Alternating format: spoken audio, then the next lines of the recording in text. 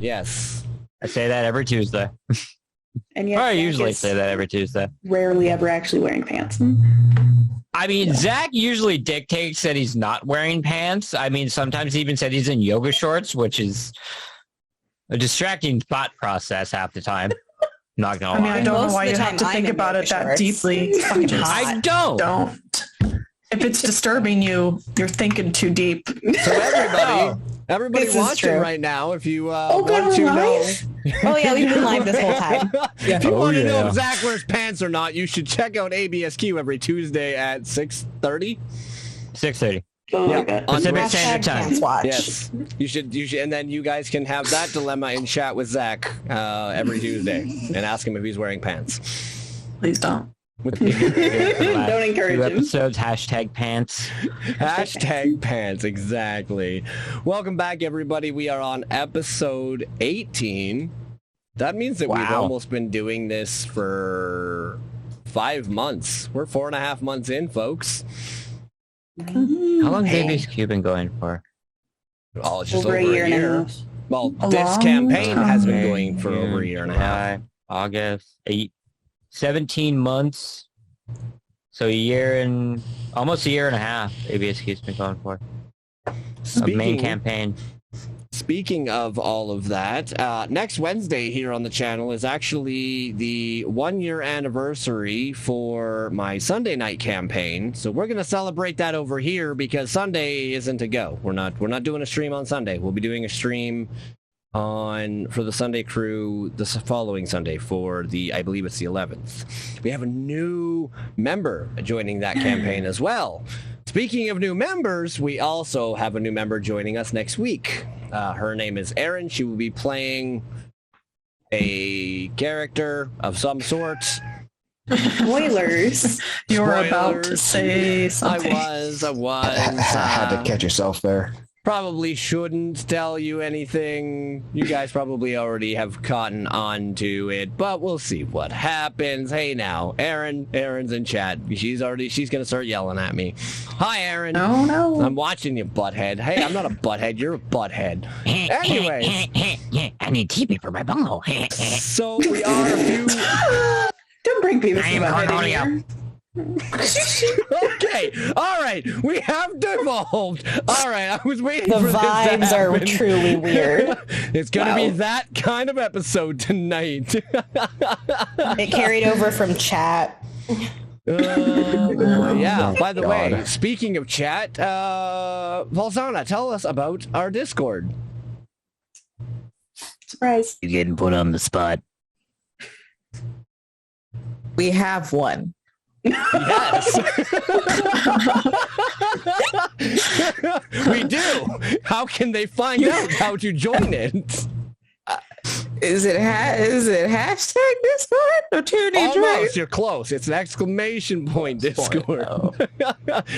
So go ahead and type in exclamation point Discord in the chat where we have an open community. You can come by, join us, talk with the cast and crew of both of our shows. I mean, more so, hey, just join our Discord so it can be more active and give me more of a reason to talk to all you wonderful people.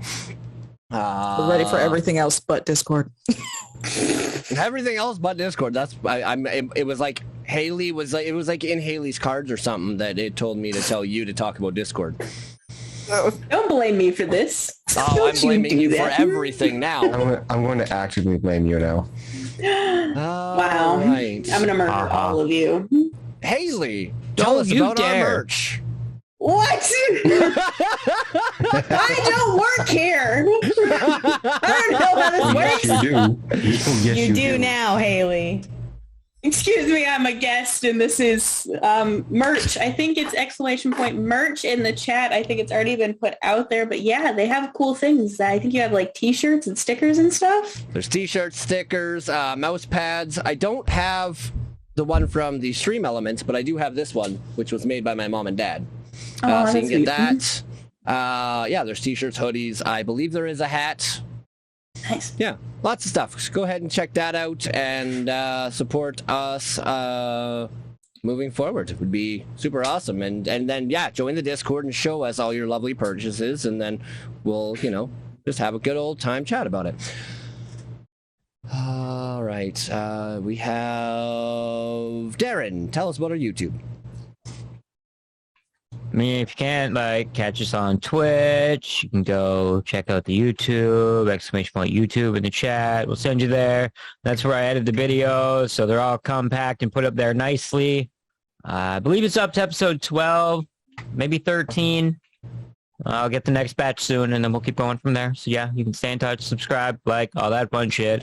I hate saying it because everybody says it. So yep, right. I know it sounds like beating a dead like, horse follow, or and something. subscribe, guys, please. We really appreciate it when you do this. It helps us get into the algorithm because apparently that's what this world revolves around. All that fun jazz. Anyways, yeah. I mean, if you want to catch up and see what this ragtag crew of motley adventurers is all about, then check out the YouTube. And yeah, the next batch of episodes will hopefully be out within the next week or so. I'm going to get them all sent over to Darren tomorrow, seeing as I don't have anything to do tomorrow. So, and on that note, we will also have podcast stuff finally up. So go ahead and check out the podcast on any of your podcasters of choice. I believe I do have the first episode up on podcast, so if audio is more your jam, go ahead, do that. We're on everything: Spotify, Apple Music. I think we're on Google. I think. Last but not least, Keith, tell us about Syrinscape. I still don't have a command for this. So, if you're listening to the stream, you're probably going to be noticing that there is music playing. That music is courtesy of Syrinscape. I do not remember all of the where the music comes from that Syrinscape uses, because I had pretty much everything else memorized but Syrinscape.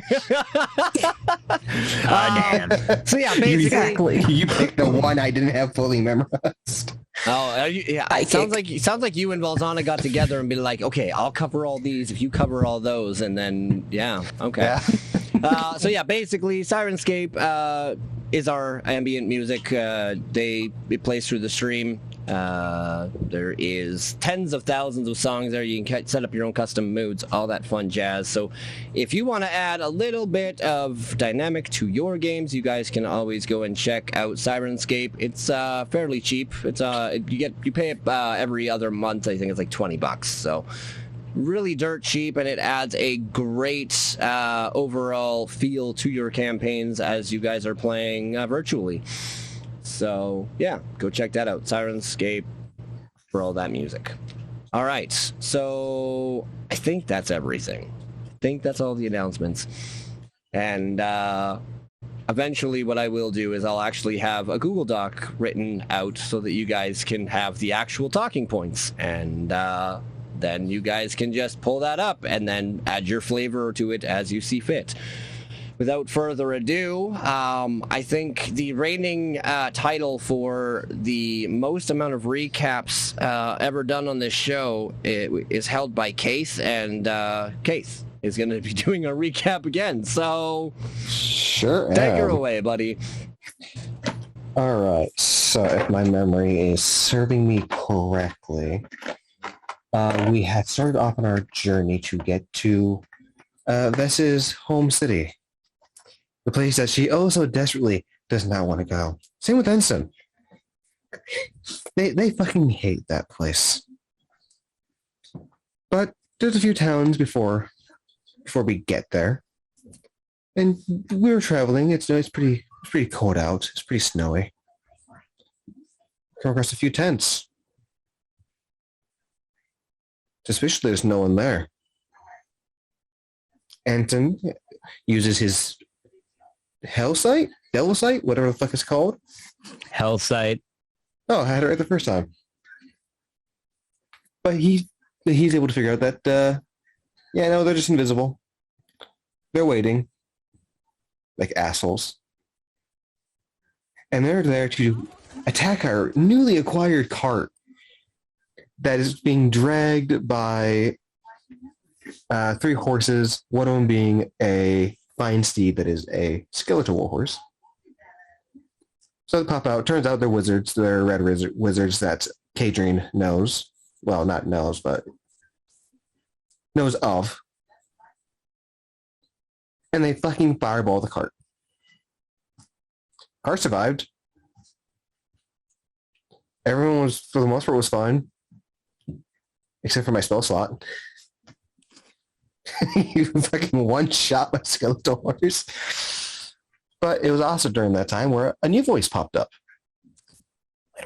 Inside our cart. Leading to us going, I'm sorry, what the fuck? You guys Who are the fuck taking are too you? long to make decisions. Like that's a you problem.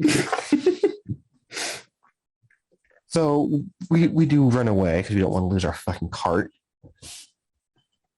And we start asking the cart butler, as we deem the nickname to be immediately, where they came from.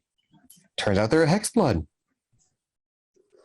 But they do have a connection with us, given that the same symbol that is on Ensign's arm and Andrus's arm was kind of flashing over this individual's head. We talk a little bit further. That's when we get that's when Ensign gets the scream of Elandris in the Plane of Fire, where Ensign then proceeds to stop us. And Ensign's not liking this whole situation very much. He storms off, which leads to Kate like, hey, he went that way. Can you get him back? Because he has all of our 10 supplies. So they go, they have a couple moments to themselves, get Ensign back. In that time, we get a few fortunes told by our Hexblood, whose name I cannot remember because I have the same intelligence as Kate. Laurel. Laurel, okay. It's going to take me so long to remember that. It took me so long to be like, okay, Bess and Ball. The V's were unplanned, I swear. And yet it feels like they were. Fuck both of you.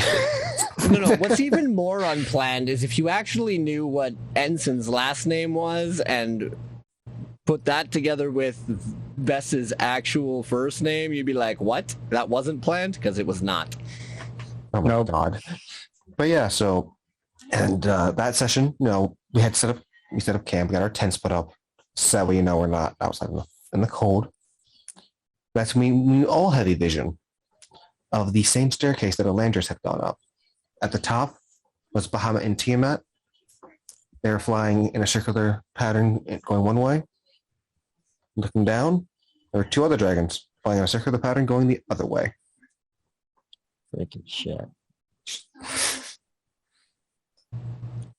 And meanwhile, I believe Keo was going to take the first watch. He said that he didn't mind manning the watch for the first 4 hours, then was going to wake Vess up. However, about 2 hours in,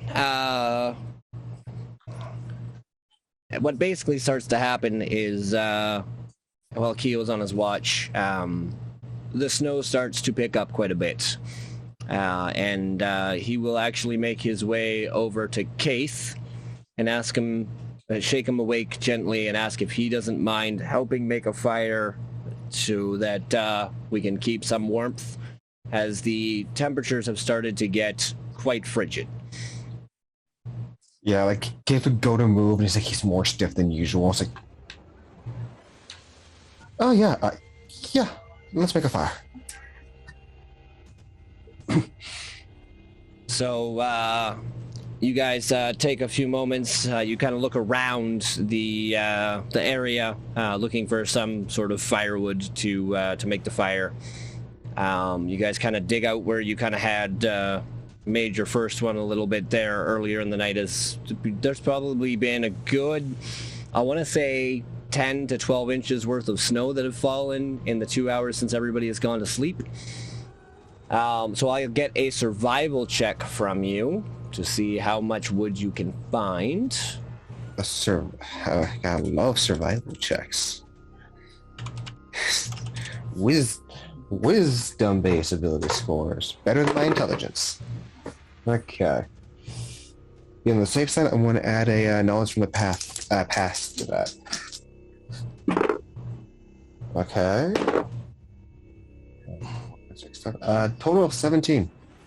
Not bad. So yeah, you were able to find a good chunk of wood. I'd say you were able to keep the fires going for you're able to keep the fires going for at least another 3 or 4 hours. And Keo is going to roll his. That's a 22. So yeah, you guys find enough wood to light a fire, quite a warm fire, and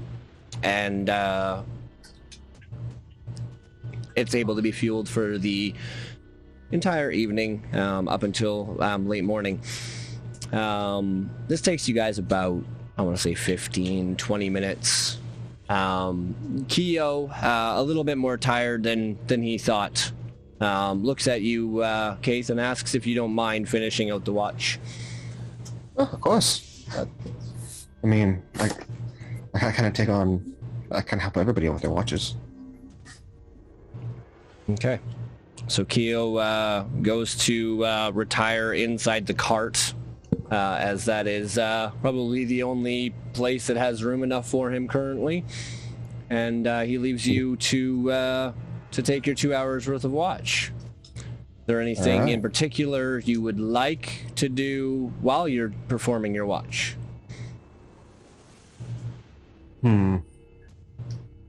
Honestly, just be doing like a combination of like inspecting his new weapon. Just hasn't had a proper chance to actually look at his new glaive, a life gained. So, while you're inspecting it, one thing you do notice, it's very, very, very translucent, so much so that you almost don't see it, but there is a almost spider-like line or magical influence that follows from the ring down to the actual weapon itself, and almost kind of looks like a leash or tether of some sort that tethers the two magics together. Those are the two items together.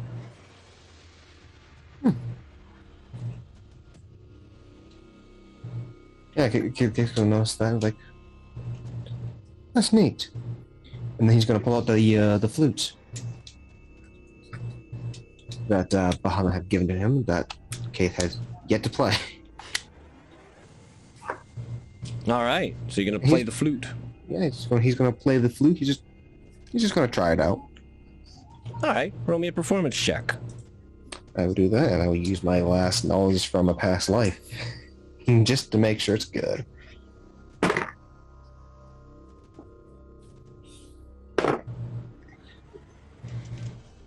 Not the greatest. 13. Okay. You play a few notes on the flute. You don't know if it's just because it's cold and you're not able to kind of purse your lips just the right way, or it's just because you're chattering a little bit because of how cold it is, even though I know you don't feel cold to an extent. I've also never played the flute before. Yeah, that. But a few shrill notes kind of come out of it. You decide maybe you need some more practice. Yeah, Kate's just going to look over like the ensign's tent, like. Yeah, and so slowly put his flute away. It's like, okay. So that's the first hour of your watch. On the second hour of your watch, I'll get you to roll me a perception check, please.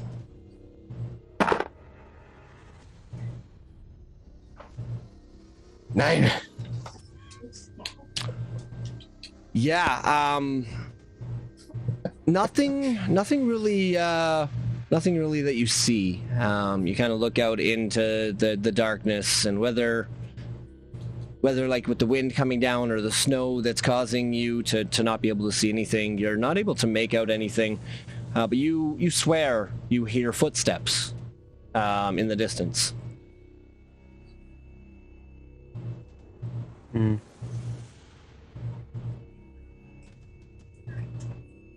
With everything that's gone on, Keith would probably he'd probably just remain on guard, but he's not going to like actively try to engage with footsteps. Okay. So this goes on for about an hour. You keep on listening, you keep on looking, you try your best. You don't see anything, and in the course of the last hour, you're now looking at probably 16 to 17 inches worth of snow that has accumulated since you all have gone to sleep. To a point where the tents are starting to, there's like so two they're and a half buckling. feet of the tents showing, or left showing.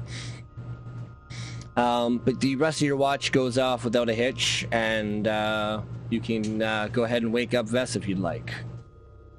Yeah, Keith will kind of gently go in, like up Vest. Just be like, do be careful with all the snow. It's fucking freezing. Yeah, it's incredibly cold. I lean over and I steal one of Ensign's furs from his bag. Oh. Shh. Go back to sleep. I'll wrap around myself and go outside. Once I'm outside. About an hour ago, I heard something like a screech or a scream or something. Was that you? Are you okay? Yeah, that was me. So Keith's just going to show you the flute back behind my gate. I was like, I haven't had a chance to actually play this, and I wanted to try to get some practice in, but it's so cold. I can't really like properly move my fingers or purse my lips. That's Sure. Well, practice makes perfect, and I was more scared that I was going to wake up Benson. I don't like perhaps being woken up. try it when the others aren't sleeping. It's rather loud. Yeah. Again, I wasn't trying to screech. I think it's like the first time where I haven't been able to like properly like move my fingers. Yes, it's very cold. That's what happens in the snow. You said it like as if I know what that's like. It's like my Right. first snow. Well, this runs for snow. Congratulations, I suppose. Is it congratulations? I don't know, it seemed polite. Well, thank you, and I go and sit down by the fire. Okay. So as Keith heads off back to sleep, or it's kind of like a trance that you do, right? Or almost like a sentry from like the Warforged. Yeah, it's more like the Warforged where I'm still fully aware of what's going on. I just can't move. Got it. Okay.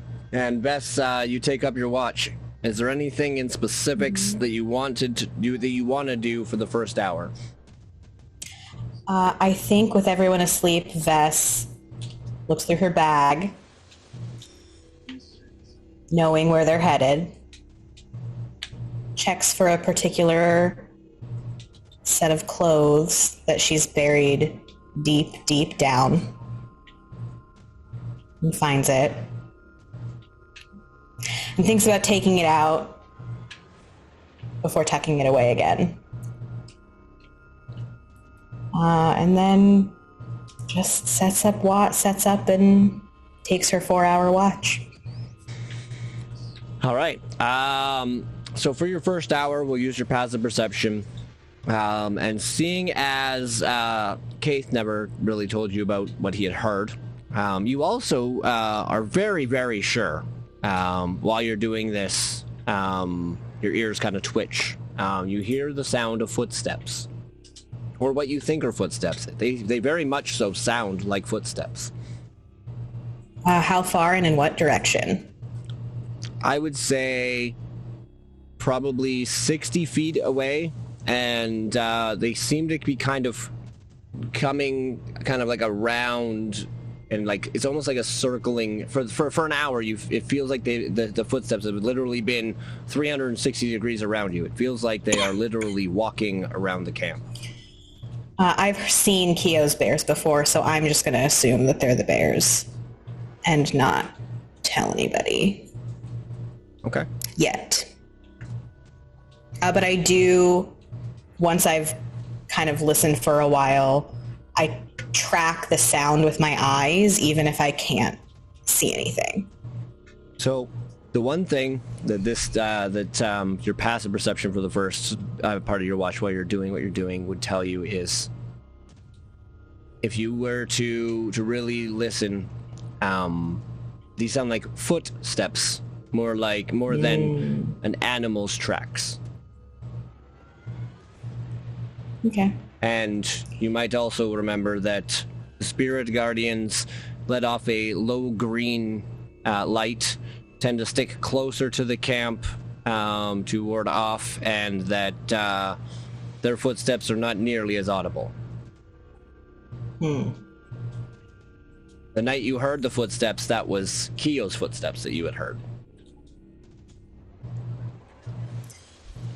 Can I assume that I can't see whatever is making these footsteps because of the snow, or because they're choosing not to be seen?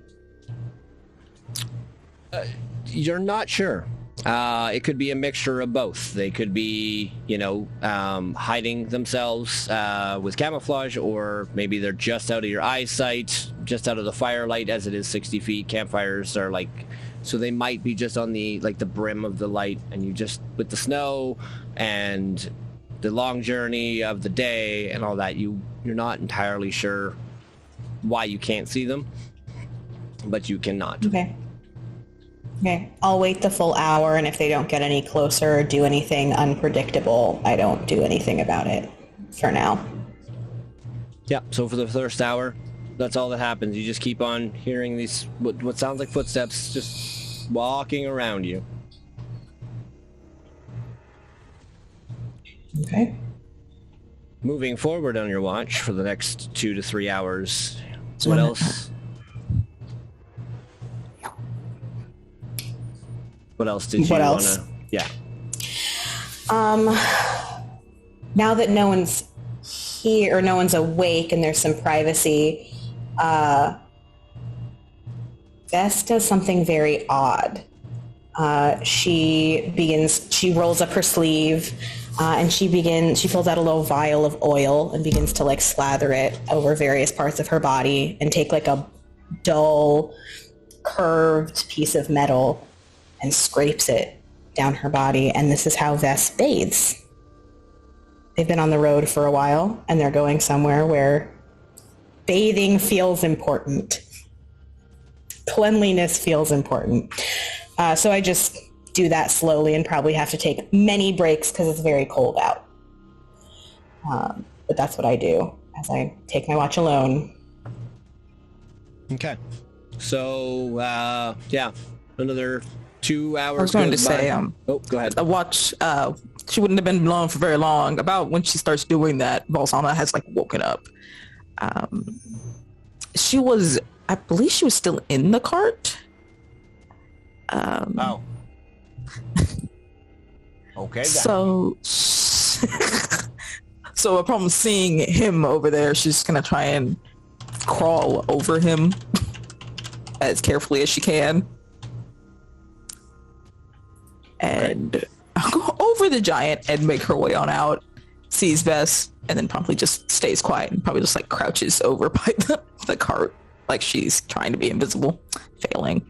So I look up at you, go ahead. and then keep doing what I'm doing. Okay.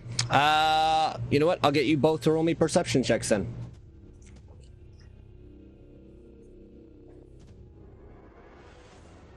$22.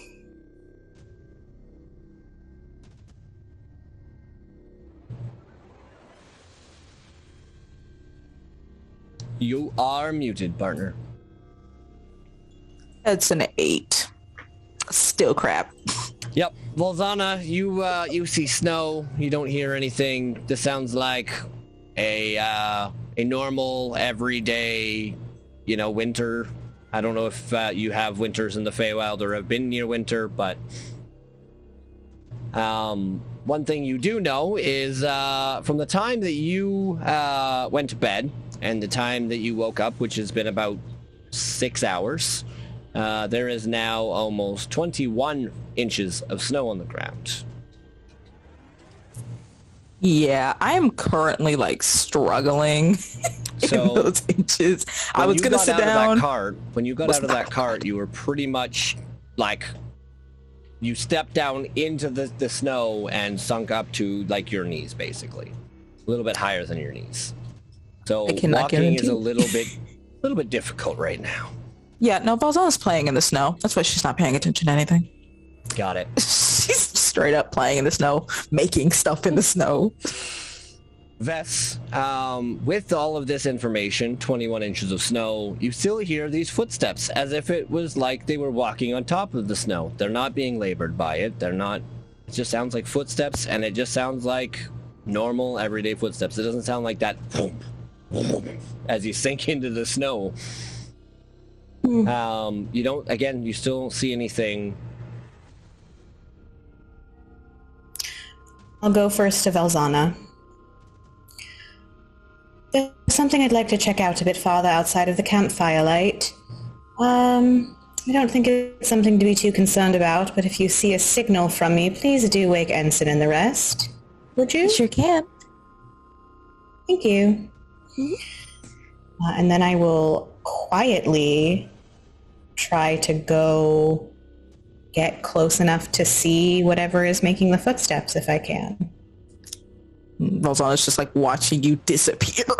Just like, oh, this is not good. I'm on the wrong map. I'm just going to take a look here. Okay, so for all intents and purposes, the way that this is working is basically you are now at half movement, so it takes you, double your movement to kind of make your way. Which way did you want to work? Or which way did you want to go? Currently, you are on a road. There is a cliffside to the north. We're pretending that the cliffside along the southern side is not there, as I had to reuse the map. If I've been listening and tracking the footsteps, whatever direction they seem to be in.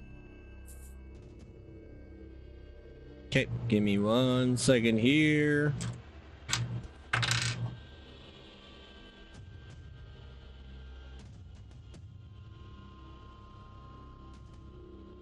Oh my lord. 1, 2, 3, 4, 5, 6, 7. They are going west. You hear them over towards the west. Over this way. Then I head west. Okay. You make your way west, slowly and surely, hiking your knee up, putting it back down, and it takes you, several minutes to get over there, and you kind of look around for the sound of the footsteps. Your passive perception, it's, for all intents and purposes, feels, as soon as you walk towards it, stopped. The footsteps are no longer. But I don't see anything. Correct.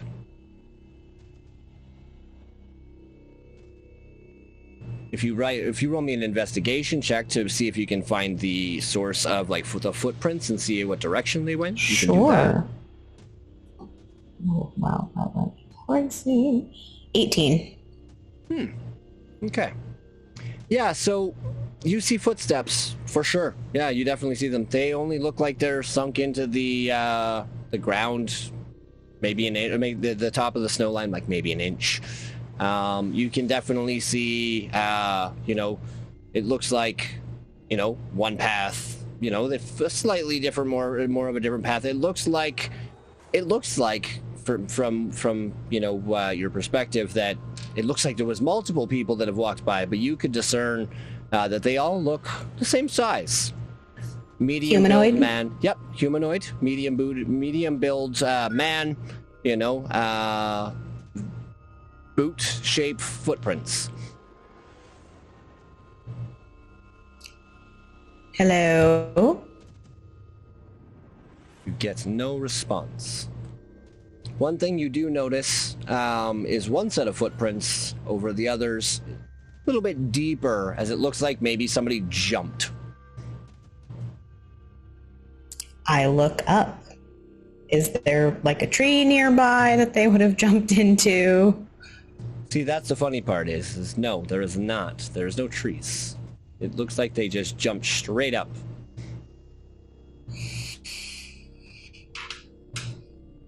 If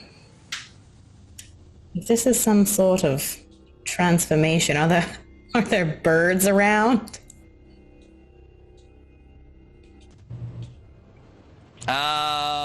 No.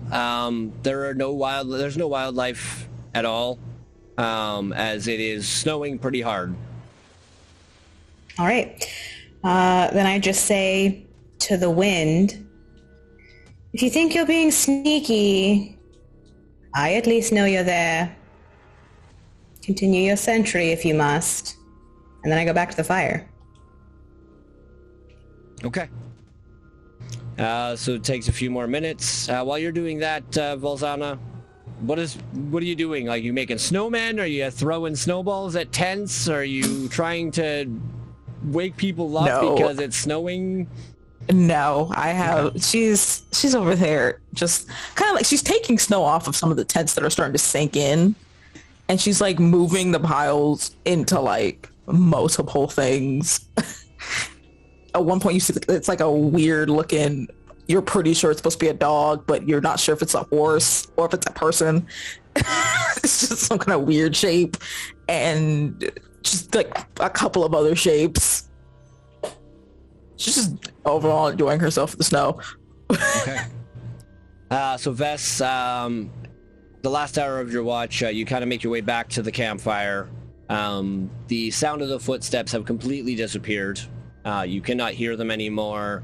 Whether they're slow, gone, maybe they flew away, literally, you don't know.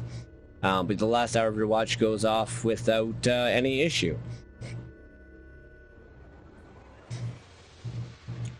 However, Well, I don't like that.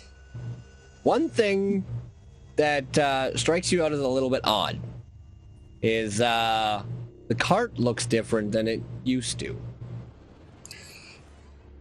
There's a smokestack coming out the middle, the side of the roof, almost like a chimney of sorts. Like a small chimney? Yeah. What the fuck? And I didn't... With my passive, would I, like, is there any way for me to know at what point it appeared? Like, when do I not remember it being there versus now noticing it? It showed up about, 5 minutes prior to you finishing your watches. It is about, I want to say 6 o'clock now in the morning. Fucking weird. I fully just climb up on the cart. I want to see how this thing's attached. Where the fuck did it come from? What the hell? This wasn't here before. Did you see anything around here? What the fuck is it? So this chimney, for all intents and purposes, looks like it has always been attached to the cart. It looks professionally handcrafted and added to the cart. Looks very up to code, as we want to call it. Fuck this shit. Oh, you had mentioned at one point that I might have some idea of what kind of, I guess for lack of a better word, like guild or artisans would have made this type of cart, because my family probably used their work often. Would a chimney appearing on the cart because it's super cold out feel like something that's normal to their work? So you kind of dig back into your memory. It's only been a couple of years, but you do remember that your parents used to do work, or maybe still do work with a group of dwarves known as the mountain fort, or the mountain. I have lost what it's called. One sec. Known as the Mineforge Guild. They are a group of dwarven artisans that specialize in metalcraft, stonecraft, woodcraft, as well as basically artificers. They love working and making magical items. And you kind of actually, with that knowledge, you peer around and you actually for the first time notice, etched into the front part of the cart where a man would usually sit, in the front part of that cart, hanging, or like right above at the peak where the roof is, you would actually see the Mineforge emblem, which literally looks like an anvil with a pickaxe and a fire kind of wrapping around, kind of emanating off the flat of the anvil. Okay. But magically appearing smokestacks seems like a thing that they would have on their work. Maybe. Yeah. Why don't you peer inside and see why there's a smokestack? I was saying that's what Balzano was going to do. She sees her climbing on top and going, "This wasn't here." She's like, "Oh, so it's back on fire." Yeah, if I see that, I'll climb down and go check it out inside. Just wanted to see how it got there on the outside of it. So you open the door, the sliding door, and inside you do not see the same interior that you used to see. Now, instead of cupboards, 3 on each one wall and 3 on the other, you now see this, for all intents and purposes, what looks like a stove, some counters, and an ice box. It looks like it has transformed itself into a kitchen. Ah, so it changes to our needs. Oh my god, it's a magical RV.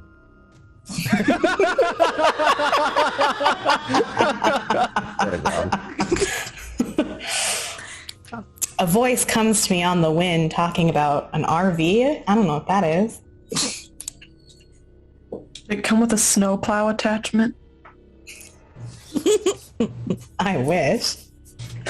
I climb out because I don't know how to cook very well. This is not my purview. I'm not going to get breakfast ready for everybody.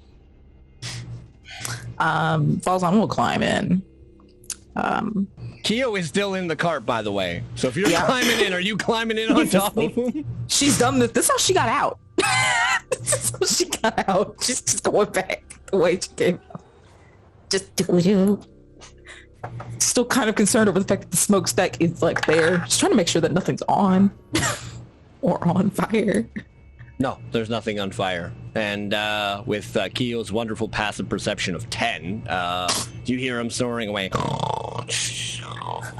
Heavy, like his whole body, like he's lying on his belly, like face down, kind of head off to the side, and you can just see his whole body rising as he's taking these big, long, snoring breaths in. Oh. Well, then it's going to look to see if there's anything that she could prepare for breakfast for everybody. Yeah, so you go looking through a couple of the cupboards that are there, and it seems to be stocked with bacons and eggs. There's some vegetables there. There's actually some what looks like steaks there. Basically anything you could possibly think of that would be a decent morning meal is there ready for you to prepare.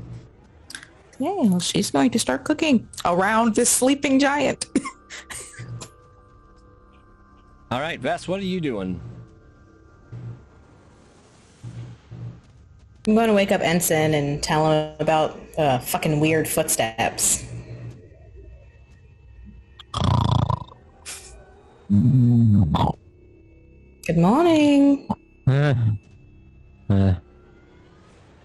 Morning. Ooh, feels like home. Ensign, well, as you wake up, I need you to make me 2 con saves, please. Oh god. Oh god.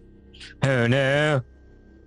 I'm actually good at these. Just love when the DM tells you to make concepts. I got a 16 and a 19. The only thing scarier is wisdom saves. Okay. Yeah. Continue on. You succeeded both of them, so. Fuck, it's cold. Yes, sorry, I stole this from you, and I'll hold the fur back out. Keep it. It's fine. I got more. If you insist. So, what's up? You don't wake me up for no reason. Well, it's morning. You still don't wake me up for no reason. That's true. There was someone or something circling our camp last night. When I went to go look, they jumped into the air and disappeared. And then the footsteps stopped. Seemed unimportant enough to not wake you too early. But better two heads than one, I think.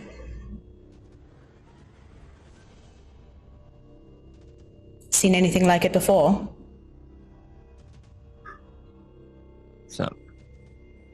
Something that can walk on top of snow? Yes. Barely an inch into it. I don't even think a displacer beast could do that. Well, I can assure you, if it was a displacer beast, it would have woken you far earlier than this. Yeah. Yeah. And then you said they just stopped. Well, I went to go look for it, and then when there was nothing there, I saw one set of prints that was a little bit deeper, like someone jumped into nothing, and then the footsteps stopped for the rest of the night.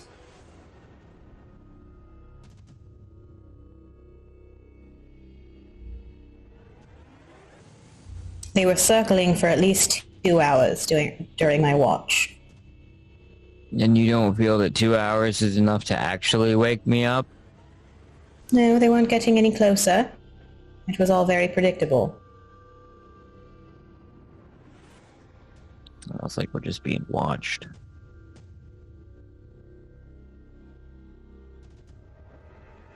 Just keep an eye out for it the next time. If it happens again, actually get me up. Can't really do anything if they're not here now. All right. I look at you for a minute. Shoulders feeling a bit lighter this morning.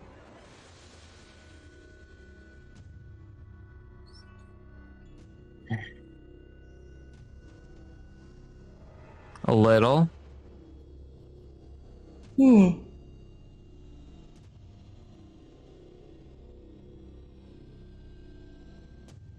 If it comes back around to bite you, know that I'm here. And I'll go back outside.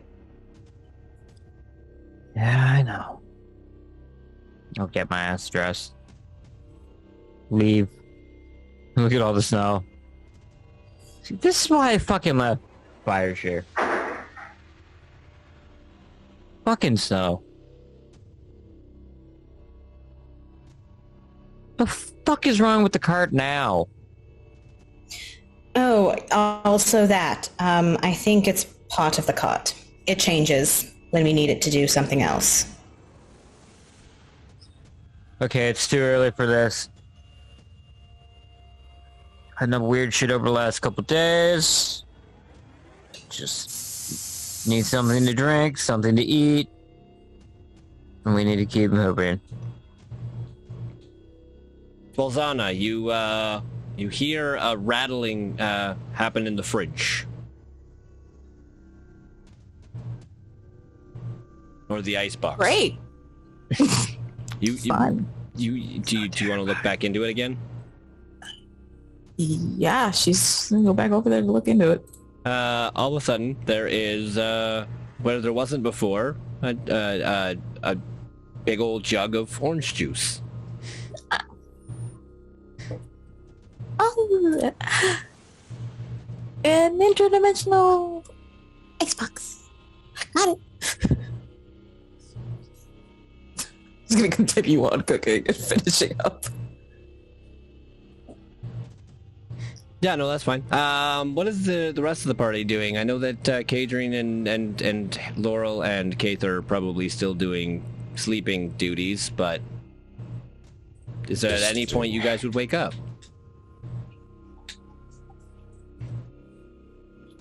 I mean, yeah. There would be a point that I wake up.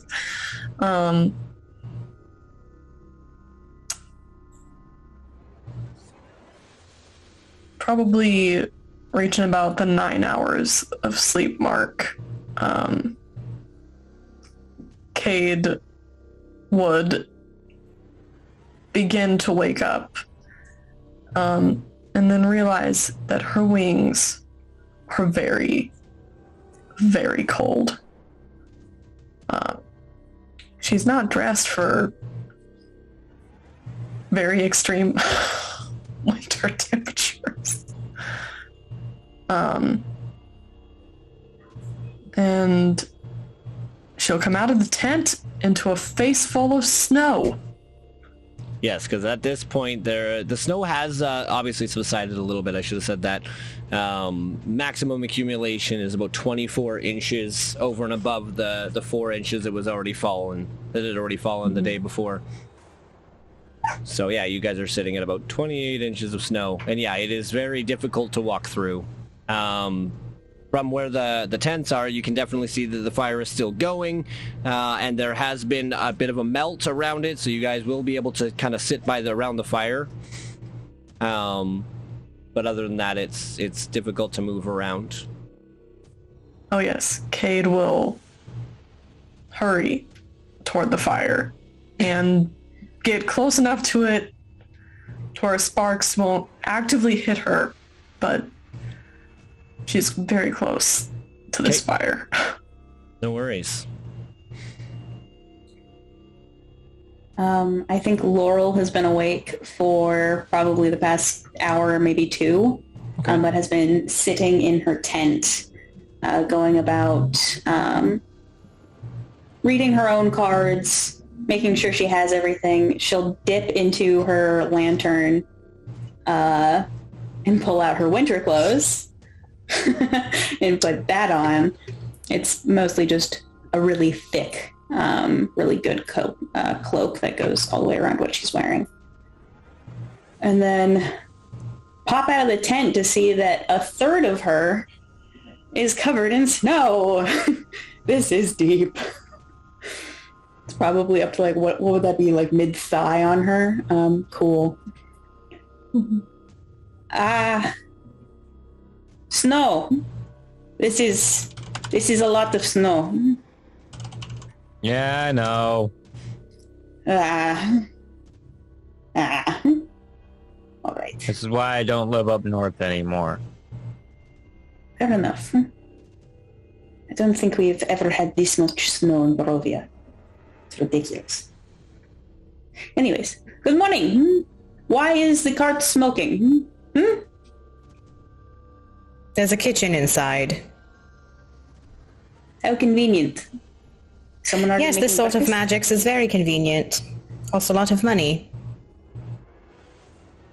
Interesting. Yeah, and I'll go over to the cart. I'll like poke my head in. What's going on? I am You, sitting by the fire. Yeah, okay.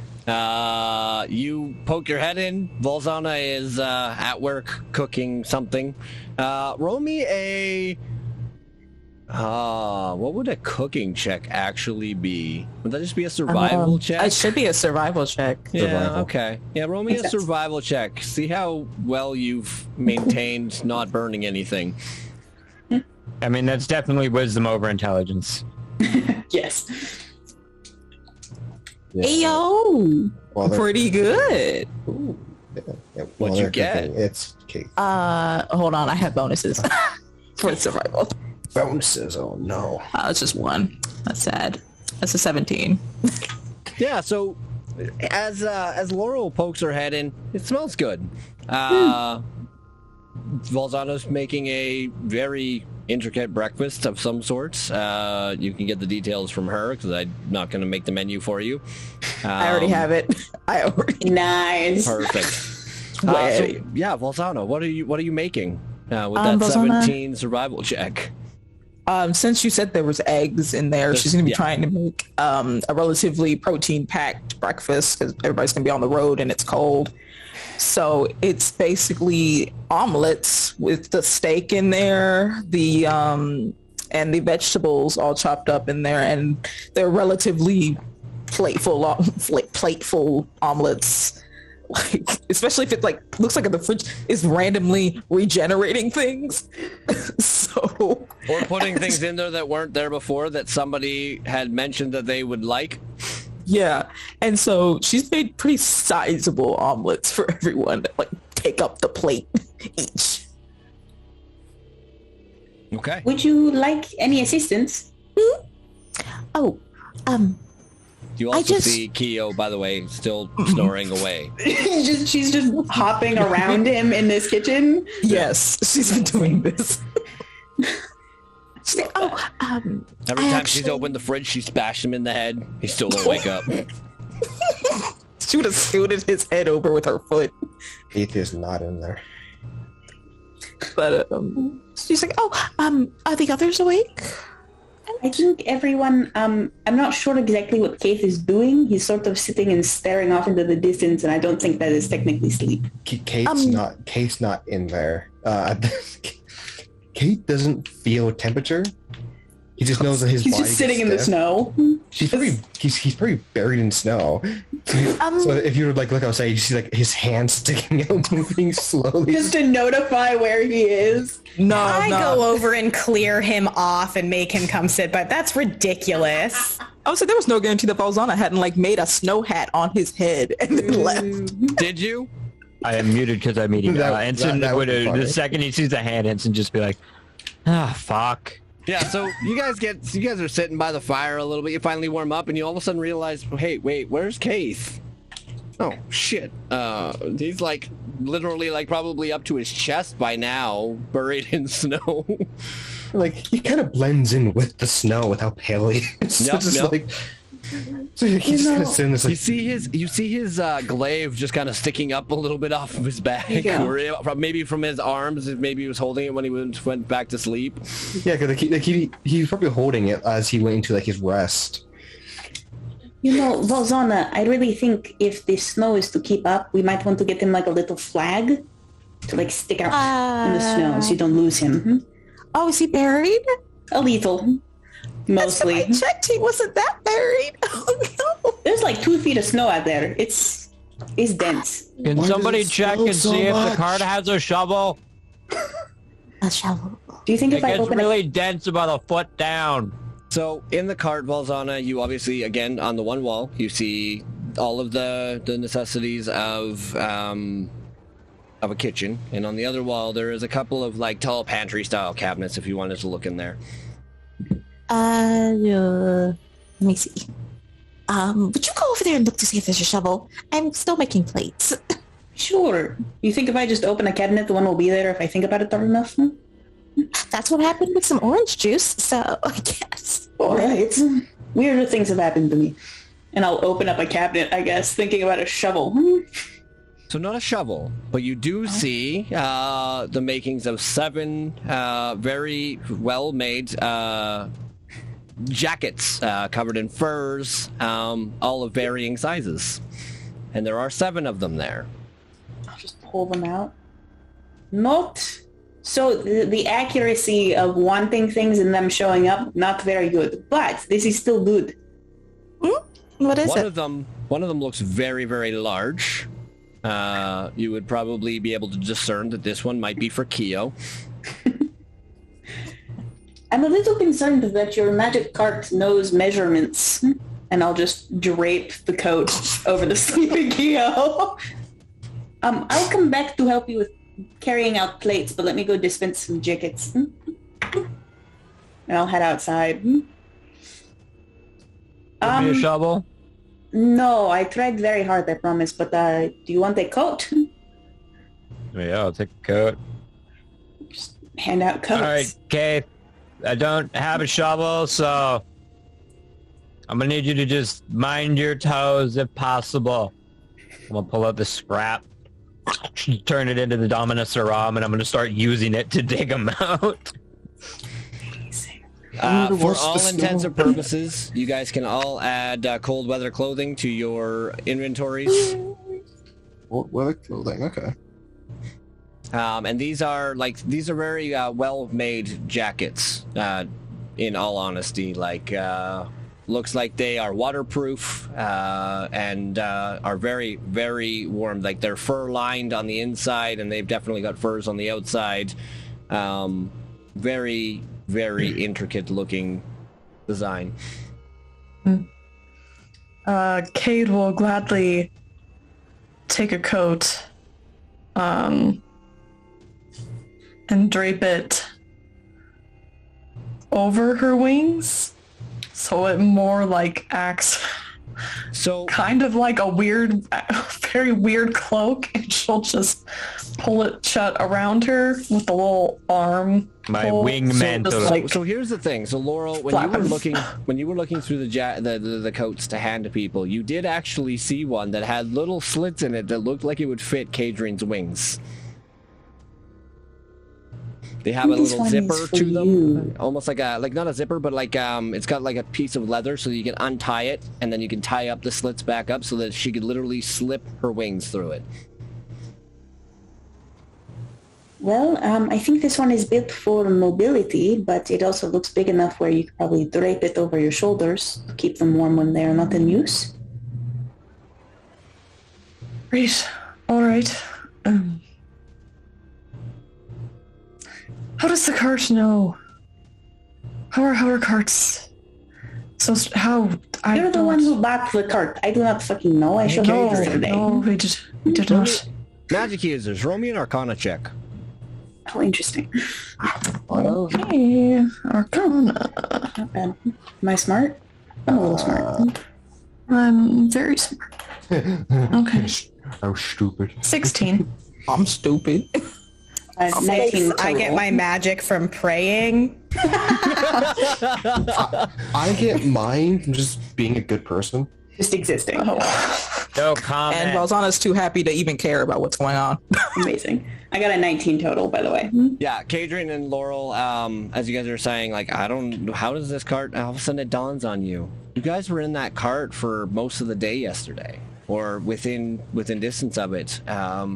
It feels very similar to some magic items that require a certain amount of time, almost like a ritual, to attune. So basically you guys have attuned to this wagon, so it now it's a sentient wagon for the sake of being able to kind of know what you guys need and when you guys need it. You know, I know that Ensign was very misguided when he called me cart butler, but I think the cart might know a little bit more than we think it does. Are you saying that the cart Kate, I swear to God, if you switch. Is a cart butler? The cart itself is the cart butler. Possibly.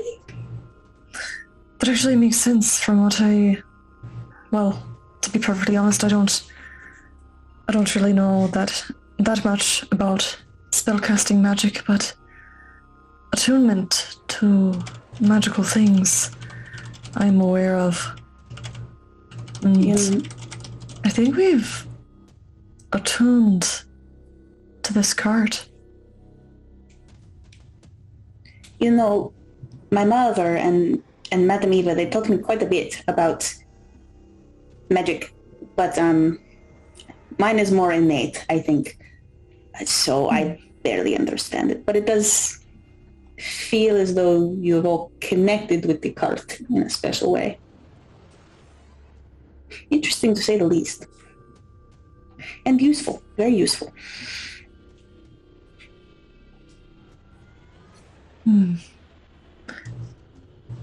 Magic like that would cost quite a bit of gold. It's much further past a convenience. Wait. Are you saying that you stole the cart? I assume you bought What? No, we were The cart was given. Oh, a gift. Oh, I see. Very nice gift. Or like a temporary... I don't think we own the cart. It is simply there for us to take, and then I would assume give back.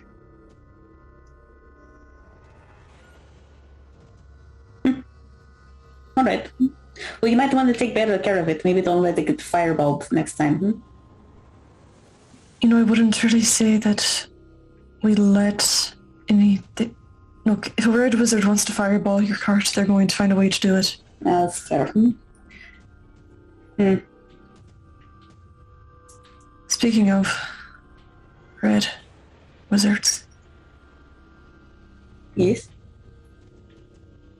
One of the towns you mentioned that I'm wanted in, we're going to be coming up on it in a couple of days.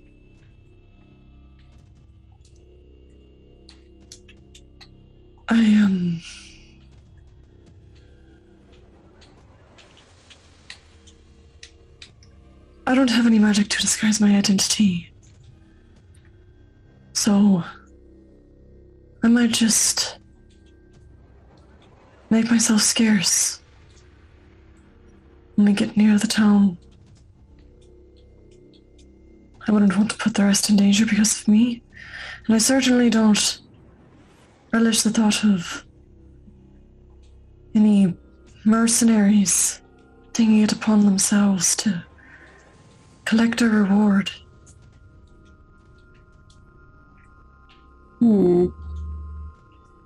I wonder if maybe your very magical cart might be able to provide for you in some way.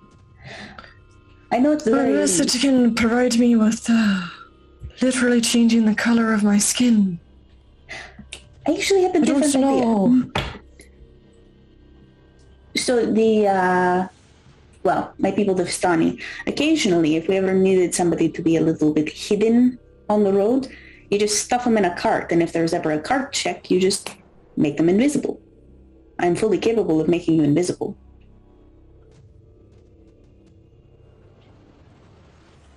That is a nice trick. One I wish I had, but I don't. They don't really teach mages in-depth spellcasting or surface level things. Do you mean things like and I'll snap my fingers and I'll do prestidigitation to make some sparks fly through the air or something? Right. Something like that. Or, and I pull out a tiny piece of copper wire, and I point to you. Or something like this. I can do that. How far can you do that? Not very, actually. It's not, doesn't go much further than 100 feet or so. Interesting. Definitely have to know the direction the person is in as well. Mine is similar, but it works a little differently. If I can just I give you a token of myself, and then I can communicate with you up to several miles. Or I could also view my token. It's a little weird. Similar concept though. I do prefer my copper wire to your fingernail. Right. No offense meant. No. But also, do I smell eggs? What's that? And I'll walk away from this conversation and go back to the kitchen because I promised to help. Yeah, she's just finishing up some kind of an orange juice drink. She's used at least half of that orange juice to make some kind of a warm spiced orange juice, and she's just like, So one thing you do notice as you're pouring that orange juice, it doesn't seem to be emptying. but it's going into the glasses or wherever you're putting it. But we're gonna take a moment with that. We're gonna switch back over to Ensign and Vess, because Vess had asked Ensign a question about having lighter shoulders, and I would like to just touch on that for a little bit here.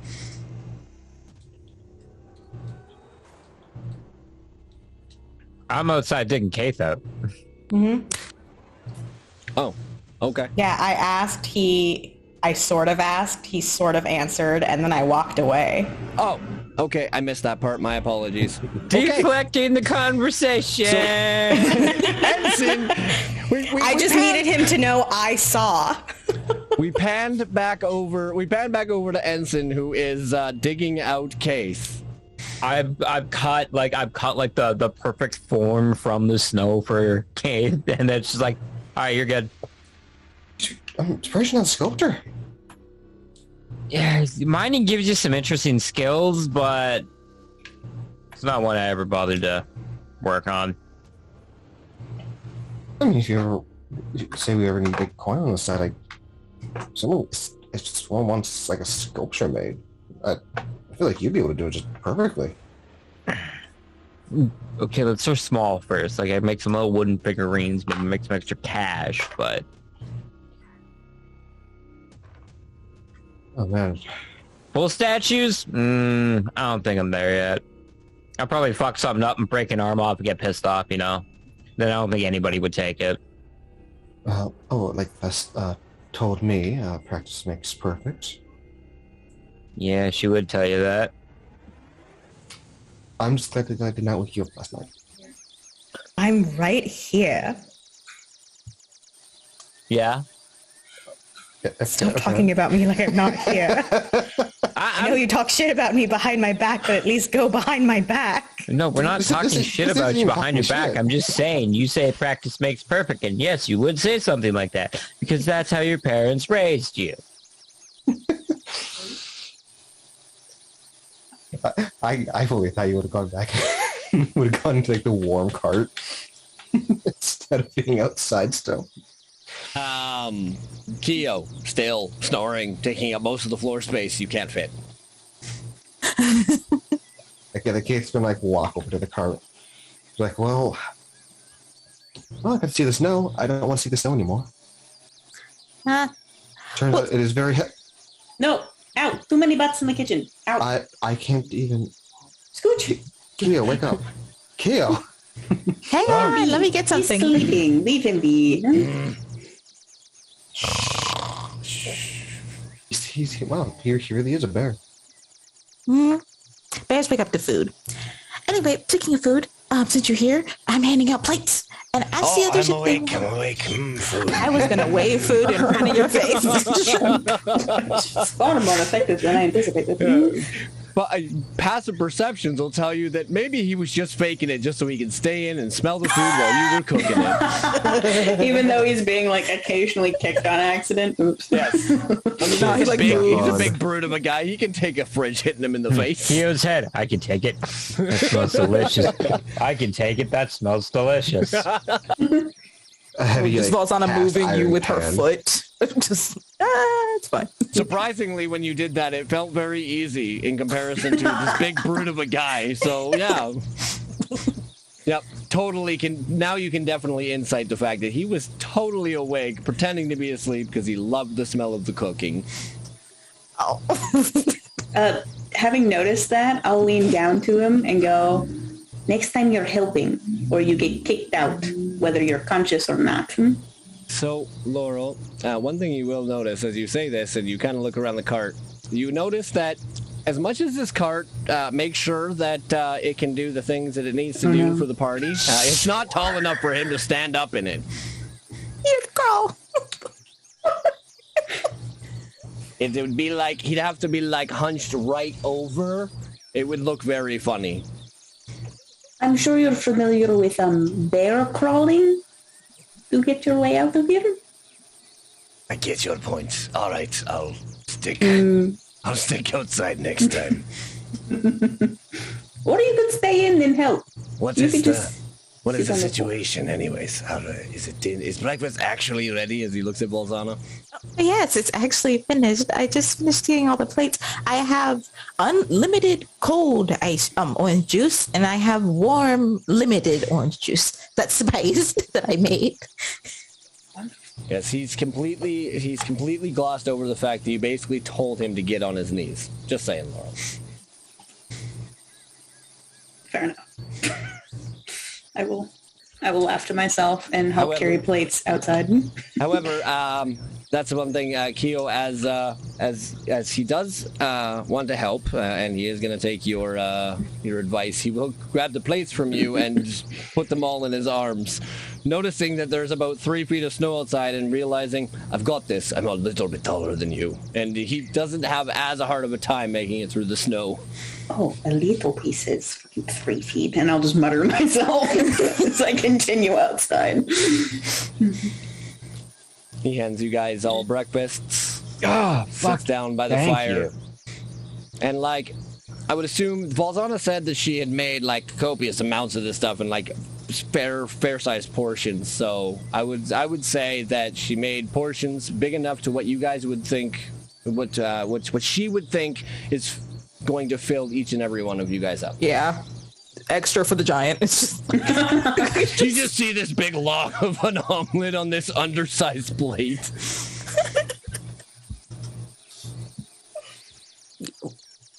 I don't know, but I don't think I can finish it. I'm saving some of this for the road. Not gonna lie, I wouldn't worry Although about saving anything. it's too good to.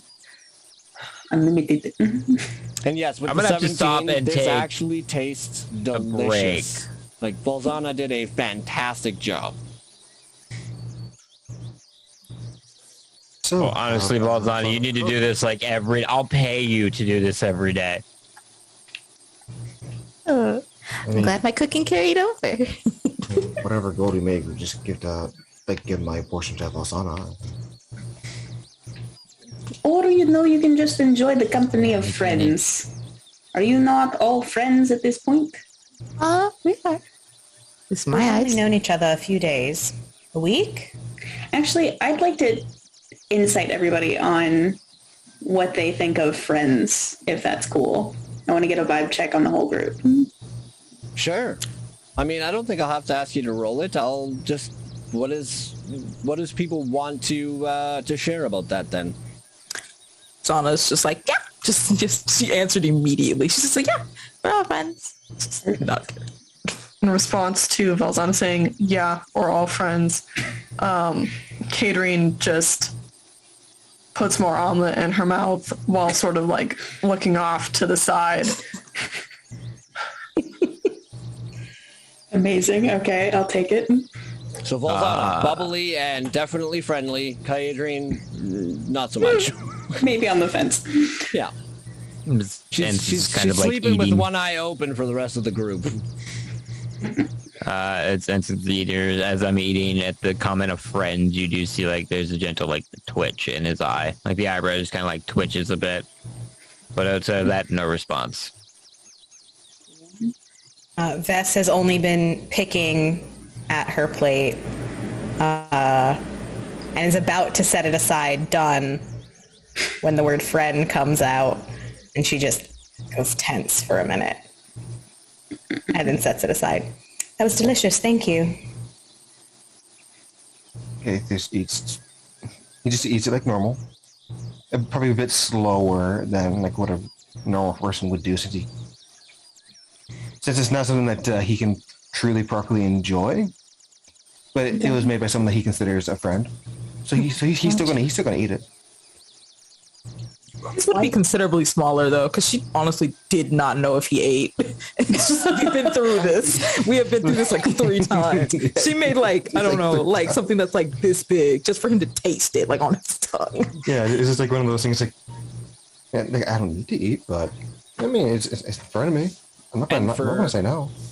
And for Keo, he would insight that he seems to be, friendly towards everybody, protective, kind of like a big brother, also maybe a dad to a daughter, that kind of thing. That's what you would get off of him. he would definitely step in the line of fire for any of the people he travels with. As the party already knows, he's recently lost his entire tribe, and they are on the hunt for his wife while they're on the road. Yeah. All right. Yeah. Well, with that information, Laurel kind of looks amongst the lot of you in this varying degree of willingness to admit friendliness. And I'll turn to Balzana and go, it is good to have people around that you appreciate. Yeah, and don't worry, they all may like look off and all that other crap, but I'm pretty sure at least most of them won't let you die. Oh, I would not test that on myself. You barely know me, and I'm pretty weird. So You're really weird, but I like it. I'm starting to get used to it.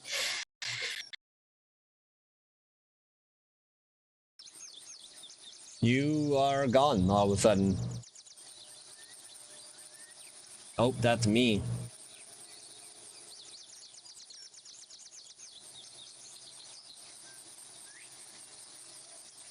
Stream did not hear anything of what you guys just said, other than, that's just me. Nope, still can't hear you. What is going on? Hold up, guys.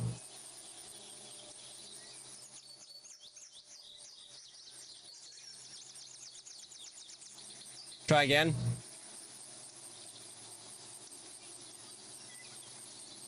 Hello? No? Nothing? What is going on with audio tonight? Try again.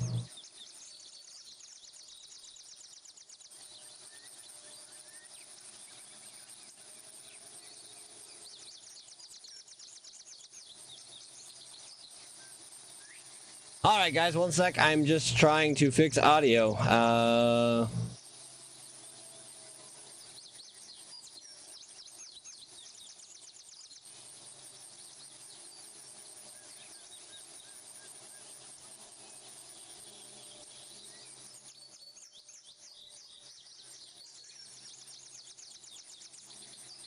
about now?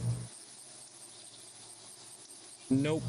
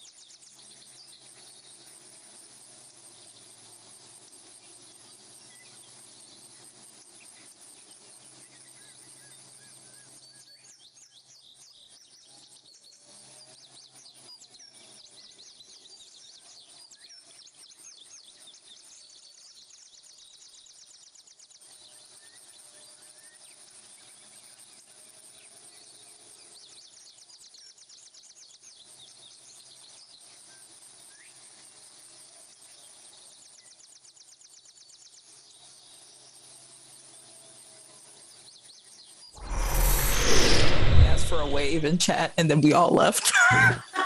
There we go. what timing? We're back. We're all back. It was Zoom. Wow. Oh dear. So yeah, that's just me was the last thing that the stream heard. Cool. Yeah. So did he do something atrocious to you all? Like, It's not so much the person, but is it just me that the fire plane sounds like a terrible place to go? First of all, how would we get there? Second of all, it's the fire plane, the plane of fire. Really, we want to go to all of that trouble to burn to death? You are right. If it was a water plane, I might be able to help, but it's a fire plane. No planes of any elements. This plane is perfectly fine. I feel kind of bad, though. He claims to be a literal god. Oh, Even a literal god could not get out of a plane. Get out. Probably have no chance. If I should have thought about it before, but the fact that there wasn't another fire, that did not bode well. I don't know exactly what happens when there are not two fires, but I've never been in one. If you step in to a door that has no exit, and then the door you entered through shuts behind you, you've really no way out. God or no.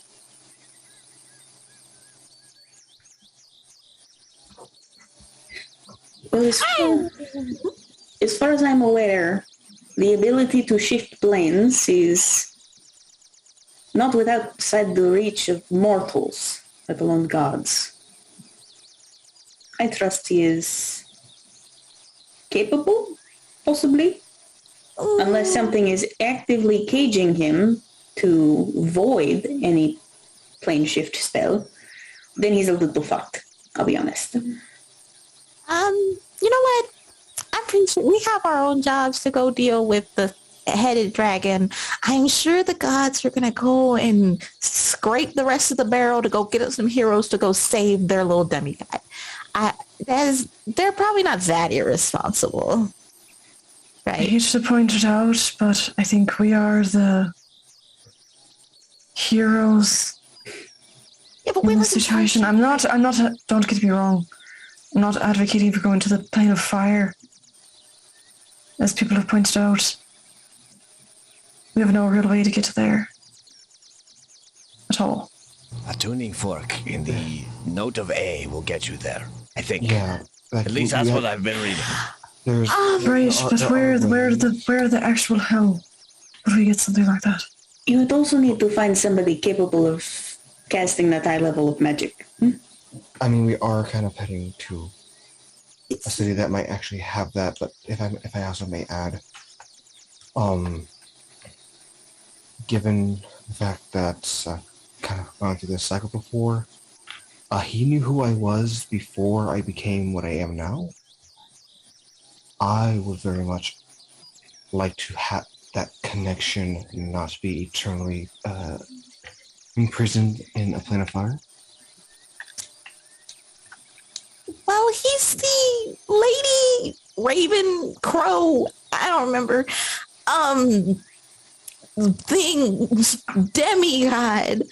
She's not just gonna abandon him in a plane of fire because she doesn't want to go over there and get him. She's not particularly forgiving, even for her closest followers. But my parents are not without resources, and he is, for lack of a better term, part of the family. I can request their help if it would put you all at ease. No, don't do that, because I feel like your parents are going to say something really stupid, and then they're going to say something really stupid no matter what we do, no matter what I ask, and no matter what I say. Yeah, well, we're not asking for a favor for them now. We're just asking for a book. If you ask, hey, can you go to the fire plane, send some people to the fire plane to go get them, they're going to be like, sure, if you stay home. It's just money. If you stay home. Sure, just another thing they have to sweep under the rug while in the holy city of Elturel. Totally not a problem here. They swept me under the rug. That seems pretty big. I don't think they're going to go get do wrecked. That. They're going to be like, oh, you want a favor from us? Like in all the stories, they're going to be like, then stay home. We're going to Speaking be like, of Elturel, should we not be getting on our way? Is that where you all are headed? Mm-hmm. Unfortunately. Maybe this go around I'll actually get to see some of the city. Yeah. And explain, if you're willing, you're going there for a book, but the possible cost of a friend's freedom. Do I have that right? Well, no, we still have to go there even if we want to go get him because that's where the magic is. So, like, either way, we'd have to go there. Oh, wait, yes. Let me try that flow chart again. So you're going to Elturel to get a book. We'll figure out you'll tell me what the book is later. At the cost of a friend's freedom to also then help free an ally? I don't think you guys even want to touch on the idea of calling him friend. It does not sound like he's friendly. He's an ally. I called him something for a while. I've already forgotten. His name is now Lan. His name's Landris. If you think I'm going to remember that whole entire name, I am terribly sorry. Right. But I only remember Vess. I don't even remember the full name. It's very interesting coming from someone named Rosanna. It's not my own name. Short name either. Now, ladies, let's not fight, please. Is that right? Fighting. He's saying this with like a mouthful, like the last mouthful of his omelet. All right, let's not fight around here. Oh, I don't think you want to see me fighting. Not just kidding. I don't at all, actually. There is one problem we might have to figure out. How are we getting the cart out of the snow?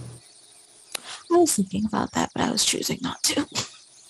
They don't have undercarriage heaters or something they could just melt it. They do think of a lot. Do you want to The give dwarves this there. a try to see if it has undercarriage heaters to melt the snow? Hook it up to the horse and see if it just starts flying. Maybe it turns into a sled. I don't know. I mean, it did have a stove inside, so I would think that it's like at least exuding some amount of warmth. Maybe if we pull it, the wheels will just grow bigger, and then it'll just feel like a weird giant wheeled cart. Or do you think if we all look away from it at the same time to give it privacy, it'll turn into a snowplow? It's worth a try. Or a sled. That would be awesome. In case you look away. I'll just simultaneously looking away from this cart. Yeah, I'll look away too. Yeah, I'm going to give it its privacy. It stares into the fire. Wait, how long before you turn back? Like, It has no patience. She would wait max like 2 minutes. Yeah, you guys turn back and Yeah, nothing. I'm gonna get You do notice that the chimney has disappeared, but nothing. Oh, shit. Oh. I don't know. You make a kitchen changing cart, but not one that can trek through any weather. I feel like all we we're just gonna have to dig it out at this point. There are a lot of us, so All right, whoosh, get the sword out. Start digging. It's gonna be a I'll make my long long day of sword, it's digging, gonna help. Vincent. Hang on. and then Sana's going to wild shape, I am a practical individual. I do not really have magic. and she's going to wild shape into I believe a dire wolf, and proceed to try and proceed to dig. Just super dig. Keep on digging, keep on digging. So, Maybe it's okay. shy. Devilish DM says, "Did you guys ask it?" Oh, we did. Question. Oh. Would I know if it's not fire damage, but radiant damage puts out any heat? No, it's basically light energy. I know. That's all I have to offer. So. Banger. All right. Sword. This looks like it's going to take a while. But also, even if we dig out the cart from here, I just like look at the road, which obviously has not been snowplowed. Is it still going to be a problem if the cart Isn't it going to have, like, I don't know, heated wheels or something? Do you have What to else be, do you expect we do? do you have to be in the cart? Oh. I don't know. We could just The doors hook the open on horses the up cart. Namo's freaked out. I think it... Look, Ensign, I will explain this to you once. I know you don't understand magic. We've attuned to the cart. The cart knows us. We don't know the cart. Sounds like the start of a bad relationship, Cade. I'll lean into Ensign. It knows Very me codependent infinitely. on our part. That's creepy. You did sit inside it for a very long time yesterday. I barely sat inside the cart. So I was riding the Trudged horse. through the snow Near toward the vicinity. cart. You were on I the was horse that within the was near touching the vicinity, cart. yes, but I haven't spent a whole lot of time in the You cart. were also touching one of the horses that were on said, or that were attached to said cart. That also Yes, that is miraculously did not die from the fire. Just saying. Okay. Magic horses, goddamn. Okay, the door's open. I go inside. It's inviting us Yeah. in. I go in. So Kate you also guys, went inside. okay, so you guys will see that the cart has returned to its state that it was in yesterday. Ready for everybody to sit in, travel along. There's room for 6 people. And there are the cupboards back up there that look like they could, hold a few things or more. Who knows? As I had said in the description before, it's basically like each cupboard is a bag of holding on its own. You guys get in, and what do you do now? Go! Keith will probably get on his horse. Are you attaching the horse to the wagon as well? Yeah. Okay. Yeah, I don't know. I said go, and the cart doesn't do anything. I don't think we're supposed to be in here. Well, maybe So- you should ask it nicely. The cart is horse-drawn. It's a horse-drawn cart. All right. It also apparently has a mind of its own. So you attach the horse to the cart. Yeah. Everybody else is inside, including Keo, who is still, even with how tall he is, has to kind of crouch his head a little bit.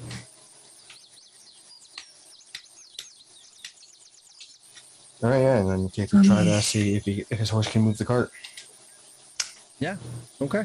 So you kind of give it a yeah, and kind of kick at the flanks a little bit, and you feel the cart start to, struggle against the snow a little bit, but eventually it slowly you guys start to feel yourselves rise as the cart is now riding on top of the snow.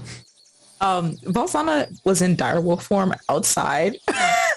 So she just sees this thing start lifting up, and she's You start seeing it lift up onto the snow, because it kind of has a drift.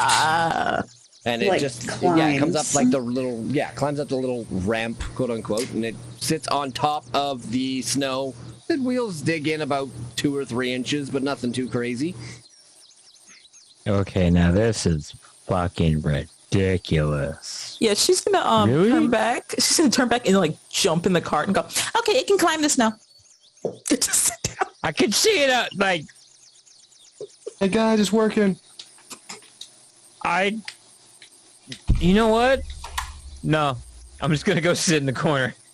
I am so sorry. I doubted you, Cart. I am so sorry. You are doing a tremendous job. The Mindforge Guild is very good at what they do. There's a reason why their work costs so much. So I don't even think the bounty on my head would pay for a cart like this.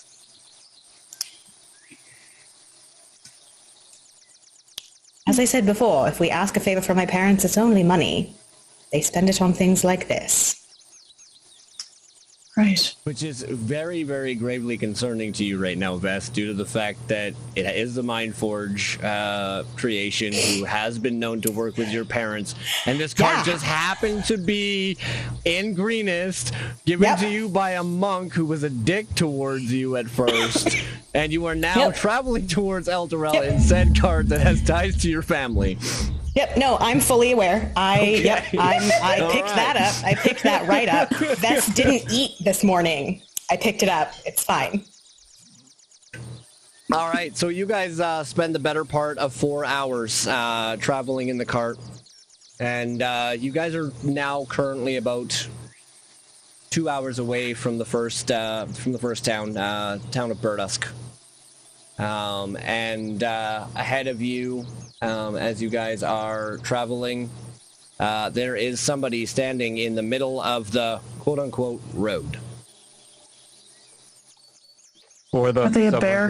Before someone's in the middle of the road, they like cut into the car, just like, okay, all I'm saying, I got my head out the window.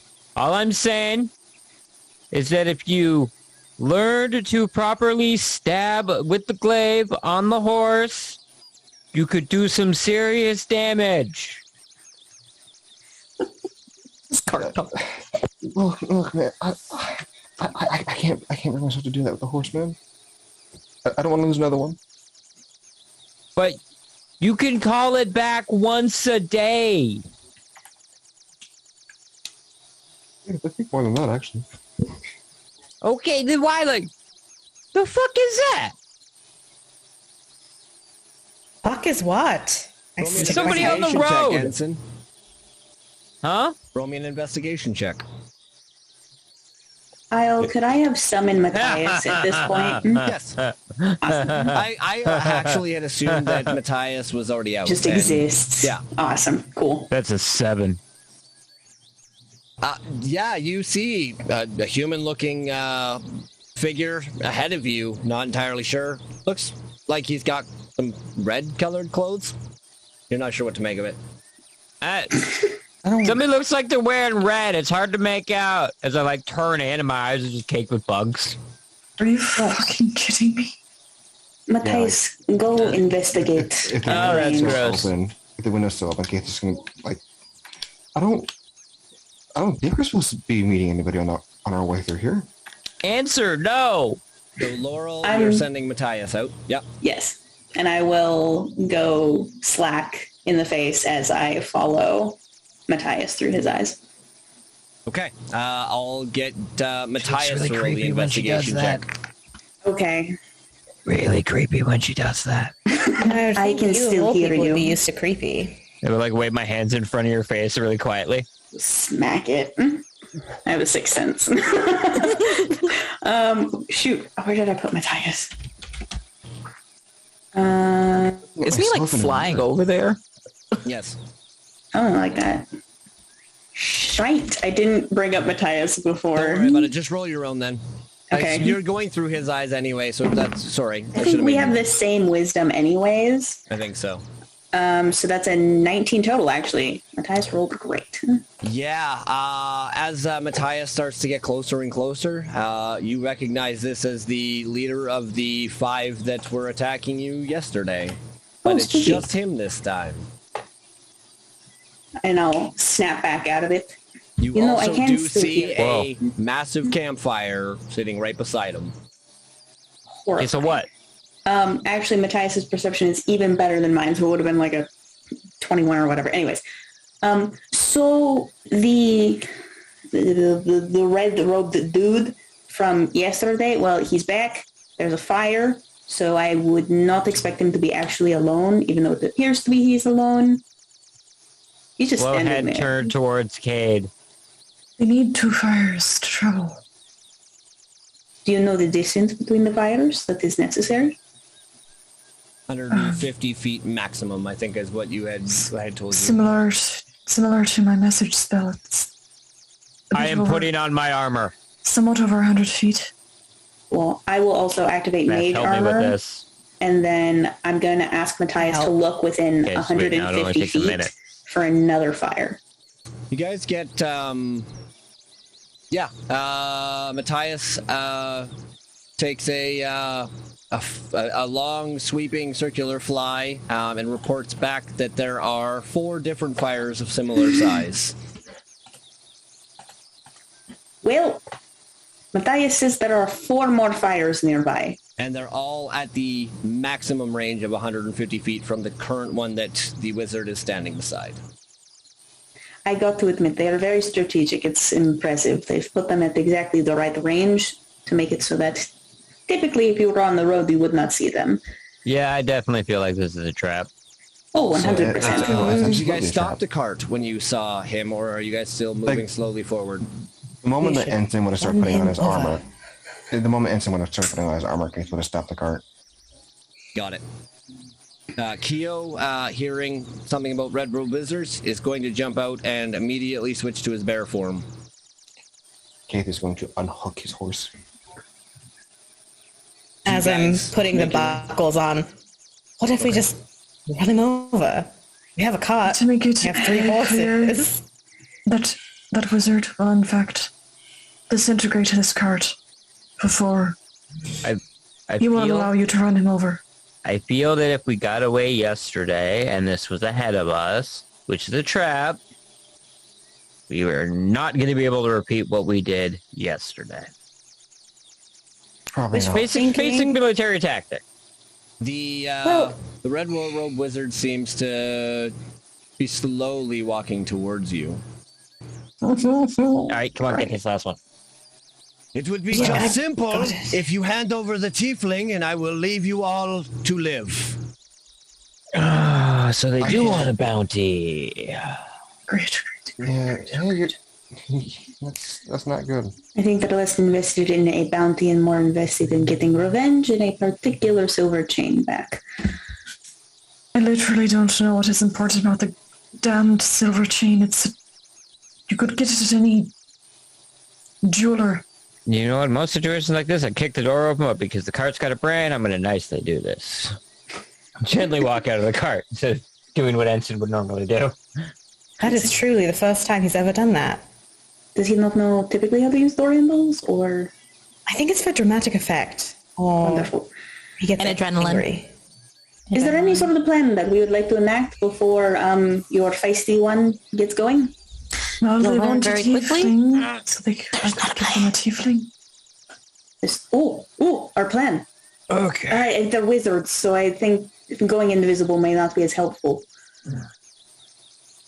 Kyle, are any of these supposed bags of holding in this cart big enough to fit a person?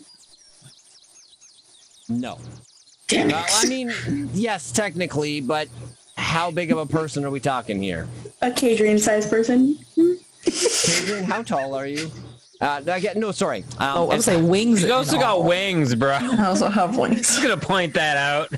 I wouldn't fit into the mouth of a bag. Damn it. No. Sorry. This is such a great idea. I was gonna pull it back. Sorry. Step 1, Shield of Faith. My AC is now 18. The horse's AC is now 15. Yeah, and Falzana's going to get out. Do any of you have the ability to make a tiefling copy? Because I don't. Nope. I wouldn't worry about it, kid. We're not handing you over. I'm going to go kick this fucker's ass. I think we're going to kill them. Please don't do. Well, I could make a version of you that did not speak. Okay. Okay, look, Any I'm pretty stupid. consolation, you guys saw what we did to you yesterday. Just hand over the tiefling. It's much easier. God, he got some balls on you. Calm down. how far away is he from the cart? I want to say you guys caught sight of him about 75 feet away. So, would have stopped probably 15, 20 feet before that. So, roughly where you guys are, I would say maybe move you guys back 1 square each. 1 second here. Keith, you and the horse would actually be ahead of Ensign, I would assume, when you stopped. Yeah, I'd be out here. Probably, yeah. So right about, I want to say there. 1 sec. I'm going to fix this a little bit. I'm going to redrag your token out so that it's above the horse, because that's how Roll20 works, guys. Yeah. Roll 20. So quirky. Hey, Keith. Yes. Aye. When did you get so big? He got enlarged, I don't reduced know. 3 times. You just want to run him over? I was. That can certainly be a Yes. starting move. Please Let's say don't. also. I literally just said that, and everyone acted like it was stupid. I apologize. I He's stupid. He's not going to let you run him over with Yes, the cart. good idea. Well, no, I'm not running him over with the cart. I've unattached the horse from the cart. Yes, now we can run him over. That makes no sense. You're not going... He's not going to let you run him over with the cart. He's a wizard. Yeah, I'm going to hit him with this glaive. And Keith is going to summon the glaive to his hand. And then we're gonna go big old smashy. And that'll summon the is going to Dominus be- to Rom. All of our funerals. So Balzana has jumped out and she is immediately summoning some things. Okay. I'm So- gonna cast false life on myself. So we've got everybody out of the cart now. Catering's not out of the cart. Okay. Cade, I think you're gonna have to understand that sometimes your life is gonna be put on the line if you continue to hang out with us. I'll look at Kadrine. You stay here for now. I'm going to attempt an illusion, and I'm going to use Misty Visions invocation to cast Silent Image for free, and have a second version of Cade essentially exist, so she can maybe get out of being caught if we decide to throw down. Okay, I like this. So, sorry. As that is happening, the Red Wizard looks. I grow tired of waiting. I seriously think you should just hand her over. Hey, Keith, I grow tired of his face. Same. Yeah. If you're going to insult him, at least do it well. That was awful. Yeah, I know. Right up He's there. not worth a good insult, though. I mean, honestly, I can barely really see him. Like, So You know, I pretty have to insult. warn you, and I address the wizard. Very few of this party is particularly bright, so I am you very might have a bit of a stupid. fight on your hands. We're not looking for the easy way out. And about If it is when a- Bess says this, Balzana is going to wild shape into a dire wolf, as well as summon two others beside her. Okay. That is something she can do. How do you summon them? Is that from? She is. Is that magic? Yes. Cool. What are the components of said spell? Oh, let me look. It's verbal and what is somatic? Somatic is hand signals and body movements. As, That's actually conjure animals. as he sees you, because he's watching So she's- all of you. As that happens, he is going to also do his own vocal somatic spell called Dispel Magic, and you are not able to summon your creatures. Oh, What a and, well, she had because the order was she summoned it and then turned in. So afterwards, she goes, "I never," That's just a counter spell doing and she's gonna like look around, look at him. You so sorry, Dispel Magic. You summoned them, but then he dispelled it. He dispelled the magic of it. It might have actually had been counterspell. Either one, fine. He counterspelled instead. Oh, because I was just I was just going to feel like seeing when I get counter spell. Sticking that for not for a long time. Actually, no. Yeah, that's fine. Yeah, he has both counterspell and Dispel Magic. I'm looking at Dispel Magic. I would have to magic's it is a there we magical go. effect, but yeah, no, Dispel Magic. Yeah, I was right. Yeah, Kate's just I'll gonna get see him everybody do to roll that. me initiative now. Yeah, Kate's going to do that like, oh, you're a bitch. Okay, that's not the worst roll. 16. Oh, Yeah, you can go ahead and add that. I think you need to re-add my token to the turn order. Oh, yes, I do. One sec. There's just this one empty spot. There There you we go. And you can remove Kate's warhorse because it just goes right after me. That's fine. Just put it in there. That is for my sake, so that I don't forget to if you okay. forget and I don't forget. All right. So Got mid-round the wizard- speed with my thick quad. The wizard got a natural 20. Good man. Also got a natural 20.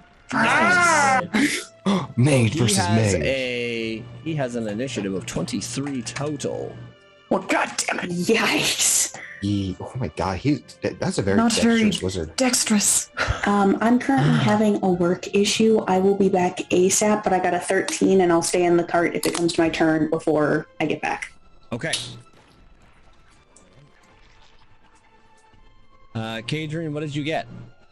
This never leaves the cart. Well, I got a natural 20, but I don't have a very good modifier to my dexterity, so it's only a 21. Okay. And then Kio's is going to be Come on, Keo. Come on, Keo. Come on, Keo. 15.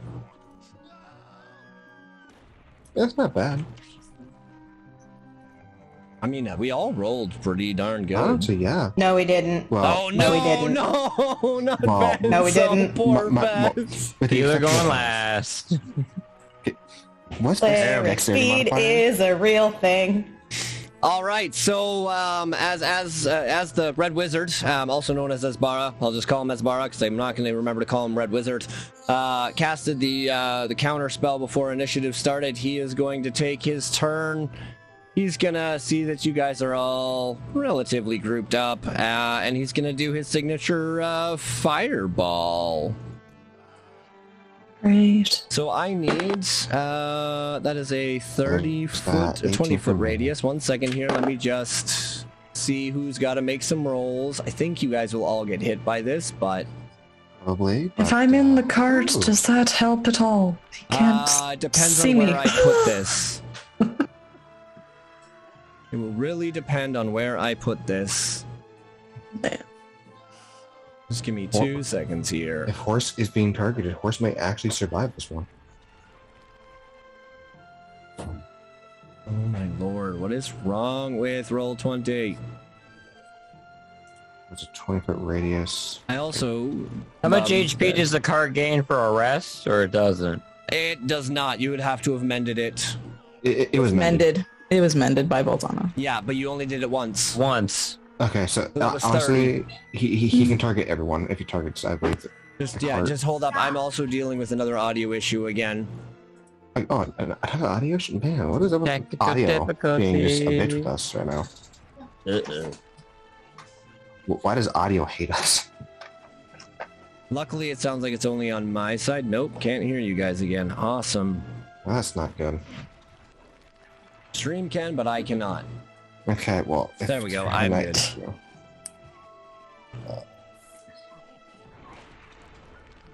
Okay, I gotta go run accepting downstairs real quick. Yep. Anytime you want to let I me have draw a already damn rolled the circle. saves. Actually, really good for these dexterity saves. Now I have to hope he rolls really bad on fireball damage. So he can't hit everybody, but he can hit. You know what? He's gonna smash it down on them. So Keo and Kadrian will be the only ones that don't. Yeah, I got a 5, dude. Okay, Keo. 19. Sorry, everybody fail. Sorry. Okay. Everybody fails. Everybody fails. The DC Y'all on fail. this is 13. Oh wow, I rolled really good then. Kate got an 18 and the Horse got a natural No, 20. that's not right. 1 second here. Yeah, I feel like it was higher last time. Ah, shit. It's 14. It's not much better. It's 14. Ah. Well, I am still no good. well, I need to know how much damage it was. so I- 19. Okay, so everybody Nice. that I'm just Let's gonna check. just for the ease of this, everybody that got a 15 or higher will take half damage, or 14 or higher, sorry, will take half damage, and if you got a 13 or less, you will take that. I'm just going to tell you what the damage is. Give me a second here. Yes, sir. 8, 6, 4, 5, Just really need this man to roll mid on like all of his damage rolls for this. 8. So 10, 20, 27, 29, 33 points of damage on a fail, so half will be 15. No, 16. Half would be 16. Horse is still alive. So 16. And then he will step into the fire and disappear. Oh God. But as that happens, you see the fire flares up, and as he disappears from it, you see these creepy, spiny, hairy-looking legs start climbing out of the fire. Oh no! As an infernal spider climbs up and out of it. What? What a chicken shit. Oh, Bess. Yeah, yes, I know. And I put my hand on your shoulder. Hold it together. Can you hold it together? 22 is his initiative order. Wow, he almost rolled the same as the Red Wizard did. Holy crap. This is so unfortunate. Hey, I'm not the person going last. Nope, that's me. All right. With that also means he gets to make his makes his attack. So the infernal spider Once again, I swear to God. is going to 5, 10, yeah, he's just gonna come right up on you guys. Mhm. Oh. This is me keeping it together. You have a range of 10 feet. You're gonna watch as it spits a flaming web out at you, Keith. What? Okay. I need a dexterity saving throw from you, please. Okay, like I can only make so many dexterity saving throws, man. You can only make so many before I die, bro. I rolled so good last time. That is a total of 9. Okay, so you're gonna take 8 more points of fire damage. That's hard. That's hard. I'm still standing. I don't like that. You are also now restrained. Well, okay. Well, at least I guess I can still technically attack. Just have disadvantage. Yep. You can repeat the saving throw as an action on each of your turns, and as long as you are restrained by this, you will continue taking 3d6 fire damage at the start of each of the infernal spider's turns. Gross. That means I have to go through all this. All right. With that, then, Kadrine, you are up. Volzana is on deck. Keith will be up after that. All right, hearing a fireball explosion, and probably knowing that my friends are barbecuing because I can smell their burnt hair, and then hearing Ensign scream like a little girl, I'm going to just stick my head out of the cart to see what the hell is going on. Arachnophobic. Preparing to, my mouth open to shout something at the cursed wizard, only to see that he's not there, but to see a giant spider on fire. Hot, help! Hot spider, and I am profusely steaming. I'm going to bonus action finger guns. So I hold up my finger guns, I take aim at the spider, and I'm going to try my darndest to shoot it. Okay. We'll see how that works out. Oh, Kyle, am I rolling initiative for Matthias? Yes. Or does he act on my turn? If you want to combat with him, yes. That is, I'm leaving that one up to you with Matthias. I'll roll it just in case. If you want to Oh combat. god, he's got a 19 and I don't know what his dex is. That's a 21. My bird's so cool. So he will act after Kadrine then to make this easy. Where is Matthias? I don't know. One sec. There's Matthias. Matthias. Add turn 21, you said? Mm-hmm. This fight is going to be a little bit pressing on you guys, so I don't mind having Matthias enter combat if you'd like him to. Just in All case. right. Pressing. Oh no. Well, I rolled a 16 to hit a giant spider. Yes, a 16 will hit. All right. So, It will be half damage, but it does hit. what? You What do match you mean? his AC. How dare it have such a high AC for a spider? Is it because it's on fire? What's his AC? Fine. 16. 16? Okay. All right. Yeah, you guys are able to discern that after you watch what happens here with Kadrian's attack. All right, anyway, a force bullet impacts its fiery carapace for less damage, but it's more damage than I would have normally done because I'm level 5, damn it, and I'm a war mage. All right, 11, 16. So 16 halved 27? is what? 8? No, 16 8. halved is 8. It's 8. You said 27. I was like, No, I put 11 and 16 together. what? No, so he takes 8 force damage. Okay. Anything else with your turn then? Well, seeing that the Red Wizard isn't apparently around, I'm going to step out of the cart and I want to get, like, behind this tree. Okay. Yes, that is what I will do.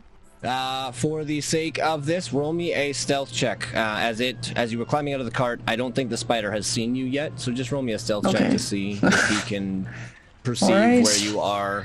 My stealth is...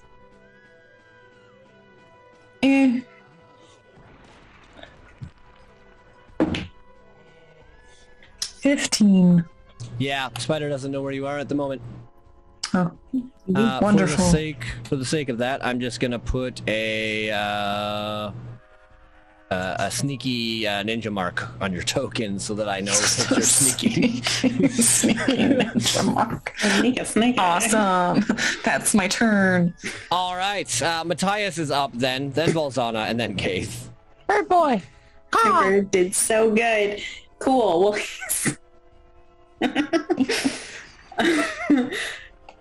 cool. Well, I don't think I actually want him to attack yet, so instead he's just gonna... You know what? He's gonna use all of his movement to fly, like...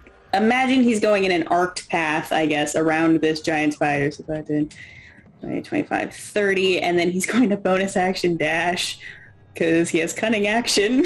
15, 20, 25, 30. And then he's going to go and use his action to also dash to get 10, Yep. 30. Yeah, and he's going to be over here. So for people wondering how a bird can be a rogue, so with Haley joining in the campaign, she doesn't get a magic weapon because I'm not going through that. So this is her magic weapon. Oh, fucking I have minion. a Looks like a minion. leveled bird. My bird has 6 levels in rogue. Yep, but fixed HP, so it can never be more than just above average. It has cunning action. Anyways, it doesn't get sneak attack though, so there's that at least. But yeah, he's just gonna vibe out here. Actually, I want him to... Is he allowed to, like, make a perception check to look around here? Yeah, See if there's anybody else spooking around? for sure. Also, while you do that, you would also notice that the fire that the spider had come out of has distinguished. Like Damn it's out, it's smoldering, there's smoke pouring out, but the fire is officially dead. Okay. Yeah, his perception check was only a 14 this time. Yeah, he doesn't see anything else, but what he does notice is that along the path from where the spider left the fire to where the spider is not covered in snow. You can actually see the road. Which, by the way, remember, guys, everything is at half movement here. Frick. Cool. Right. Poopy. Good to know. That is it for my rogue bird. Okay. Good job, Matthias. You're at 35 movement speed, right, Ensign? That's what we gave you? Correct. So you will actually have effectively have 20 feet of movement, because I'm not doing half movement like that. I'll round it up. Good. I love the Good to know, number of thank you. arrows that started popping out. All right, Bolzana, what are you doing with your turn? Okay, so Volsana is going to still kind of bummed out about what just happened a minute ago. It's going to kind of run over this way. There's like 15 or so. And she's going to try again. This time attempting to use the trees kind of as cover so that no one sees her casting.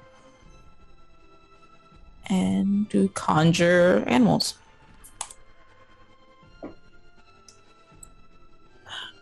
Does she get it this time? Oh.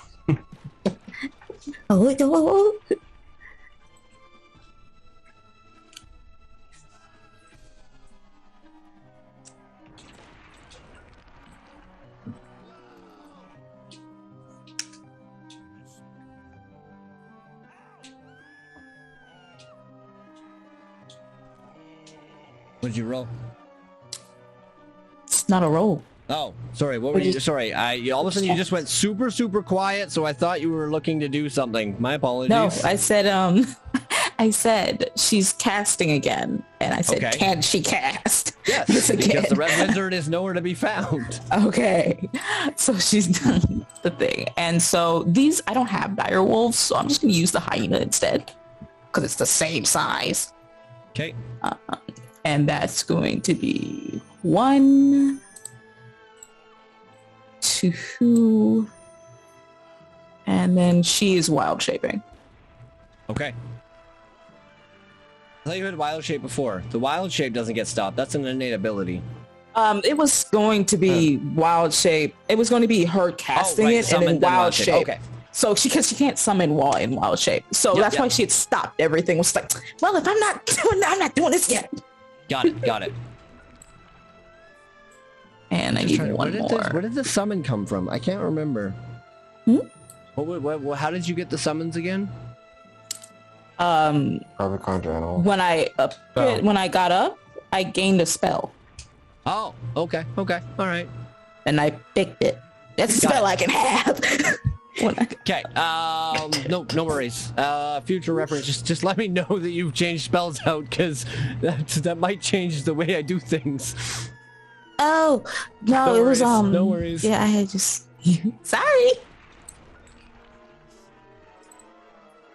It's all good. All right. So I guess I have to add these to the turn order, huh? Or they can go right after me. That's totally fine. However, Oh yeah, there I are still 3 of them. need- So. what did I just add to the turn order? Oh, okay. Yeah. All right. Matthias. Go up. I can roll for them if it'd be easier for you. Yeah. Please do. Okay. No, don't worry. They can just act after you. I'm just putting them in the turn order so that we don't forget. Okay. And I'm just gonna put them as you can use both of them on the right after your turn then.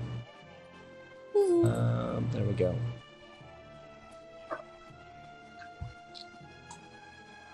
Okay. And they're going to attack. Okay. Spider. So dire wolves get pack tactics, correct? Yep. So they both get advantage.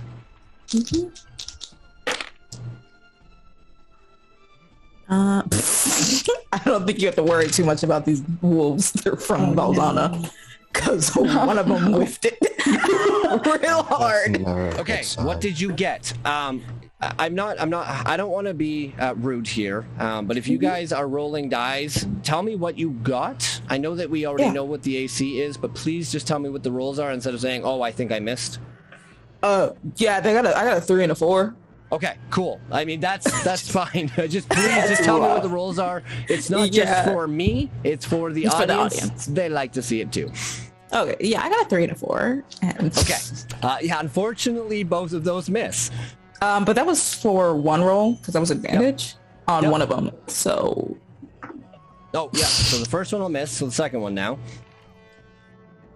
Oh, it's 16. Do I have anything yet? Yeah, No, I so don't the believe. 16 will hit. Yes. You have more than just a 16 to your hit. It's +5, so Okay. yeah. So you hit with a 21. 21. All right. So that will hit. Go ahead and roll the damage. Okay. We got a bite attack.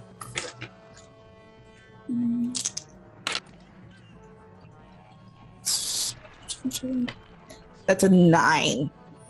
9 points. Okay. Yes, because I got a 6 and a 1 +3. Okay. You are also... That dire wolf is going to take 5 points of fire damage. I knew that one. Yeah, this is great. Ouch. 5. 5. Yep. Okay. All right, so that's the hyena's turn. Keith, you are up. Your warhorse, obviously after that, and then Keo will be up after that.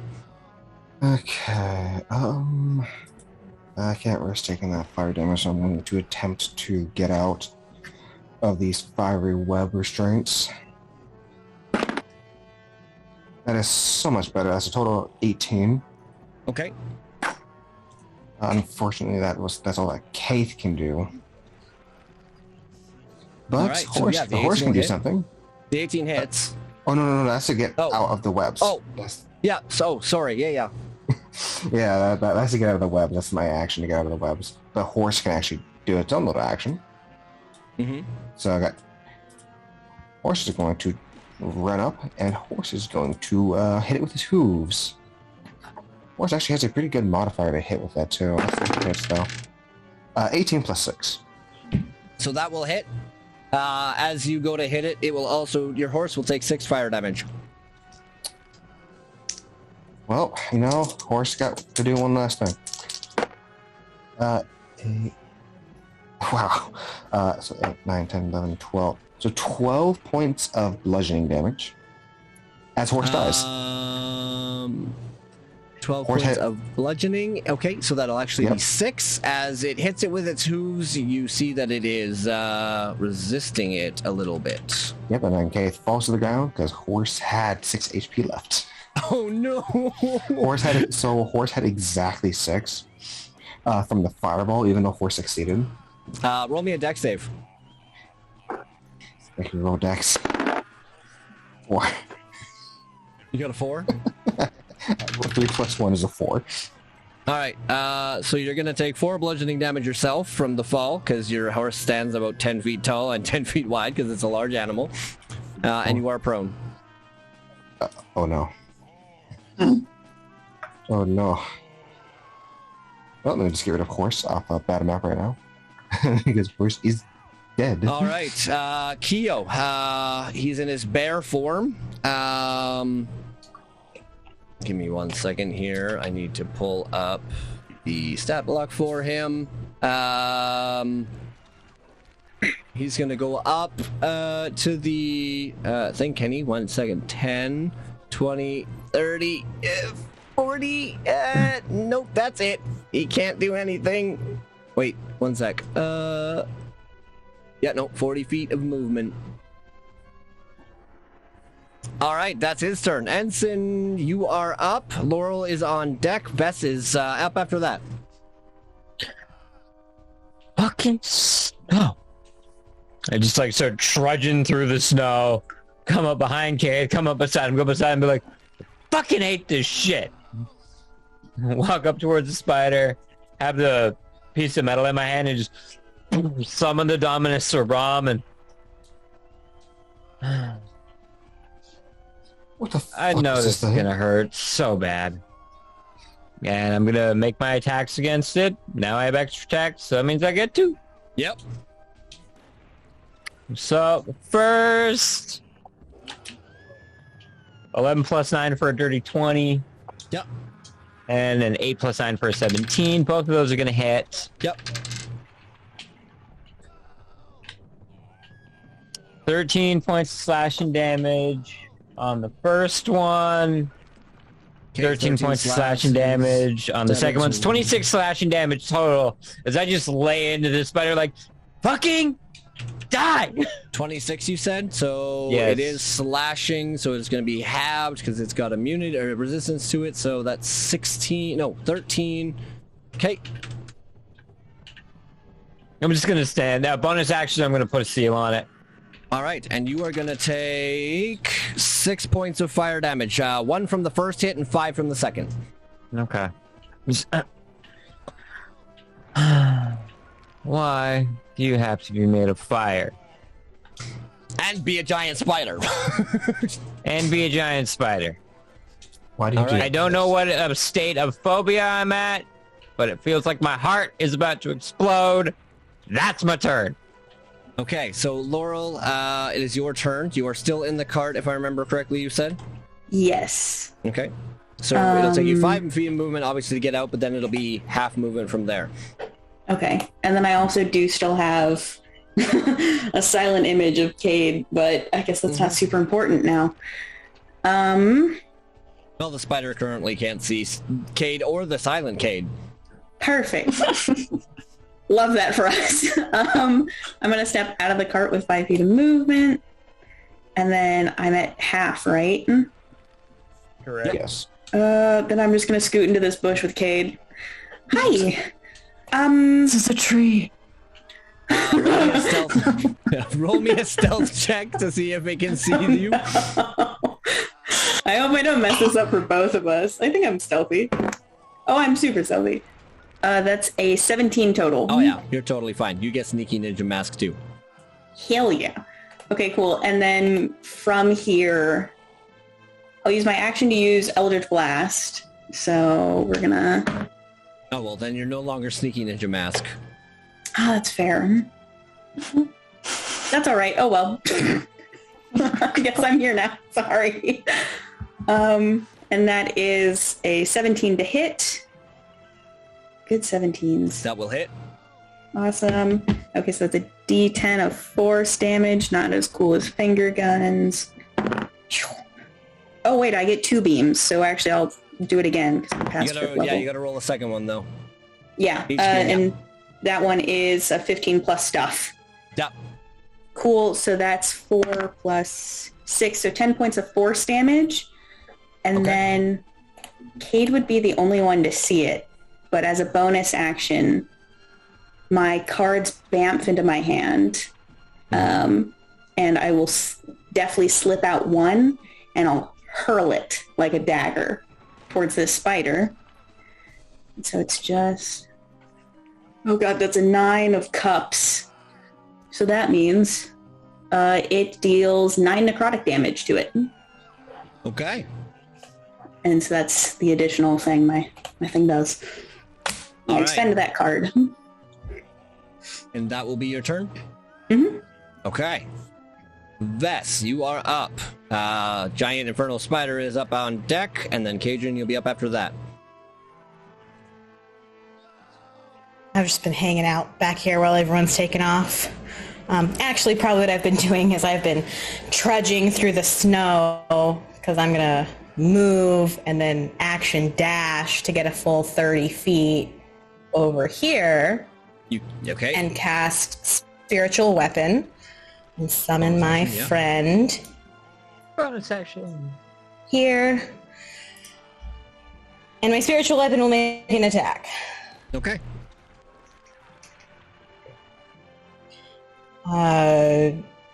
16. That will be half damage, but it does hit. Cool.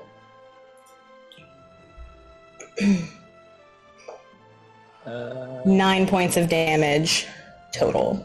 Force damage. Okay. And that will be my turn as the Raven pecks at a flaming giant spider.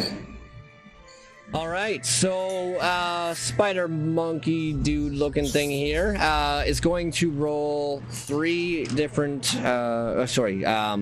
actually, first of all, he's going to try and flame web Ensign. So I need a dex save from you, please. You get a +2 on these. Yeah, okay. 16 plus 2 for an 18. Okay, so you are not going to take the you don't get hit by it. It misses just barely. Kind of Just like over cut your it shoulder. in portions through the air, just like nah, motherfucker. Yeah, exactly. And then it is going to continue as it spits out the web. It's going to try and throw a bite attack against you, Ensign, which will be a 24 to hit. No, I'm a god. Right. I need a Constitution saving throw from you as well now.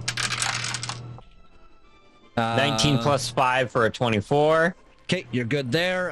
You take 11 points of fire damage. Okay. The second bite attack will go against Keith, which will be another 24 to hit. I need a con save from you as well. One save. Oh shit. Okay, I got +3. Ah, shit. 13. Okay. So you are now burned, basically. So on the start of its next turn, you will take another 3d6 fire damage, but you are currently going to take from the bite 9 points. Sorry. Back up. How much did I say you took, Ensign? 11. Okay. It's actually 16 points of piercing damage and not fire damage. Yeah. Oh, my bad. Hold up. 11. Oh my god, I'm reading this stat block so wrong. 11 points of fire damage and then 16 points of piercing damage. And then you will take 9 points of fire damage, Keith, as well as 10 points of piercing damage. I'm unconscious.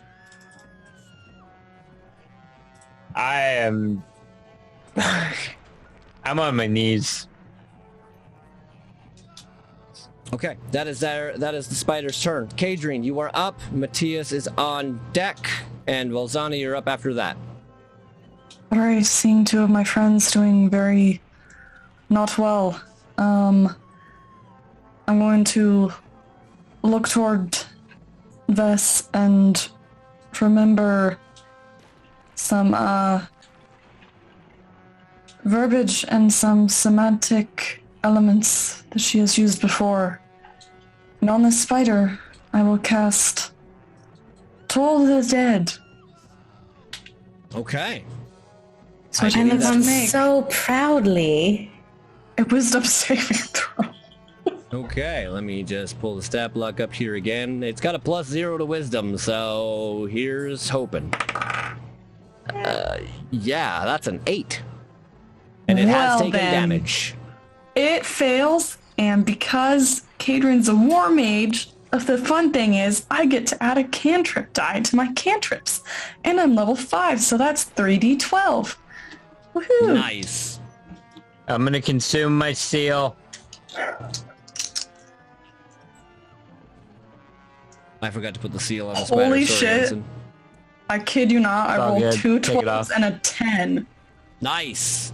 So that's 34 necrotic damage to the spider. 34. And you can okay. add another 7 to that. So 41. Okay. And I get 4 hit points back. As the spider just hears, the ringing, at least to Kadrian, what it sounds like is the ringing of like the bell tower back at the academy. The spider wouldn't know that, but it's just this very deep, like almost gong-like sound. Okay.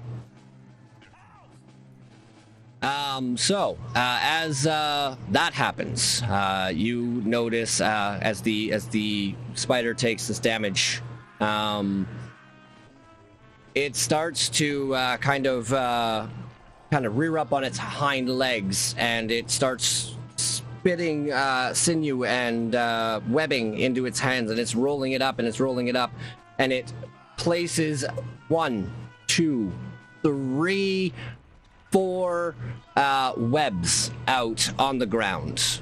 They are all coated in fire. I will... It's very concerning.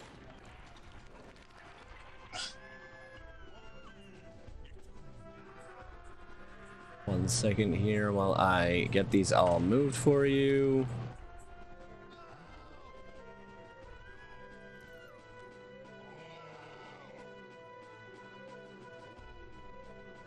There we go. So it'll be putting one between Ensign and Case. It'll be putting one between Case and the Direwolf there, and then one above Case and one right there. Well, that was my turn. Was to toll the dead. So. Okay. The end. Matthias is up. Valzana, you'll be on deck, and then the giant hyenas will be up after that. I need to roll a d4 here. Okay.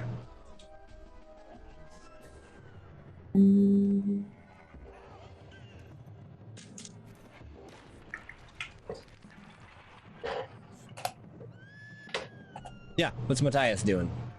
Cool. I can't remember if this group does flanking. Does it? Yes, we do. Oh, awesome. Then,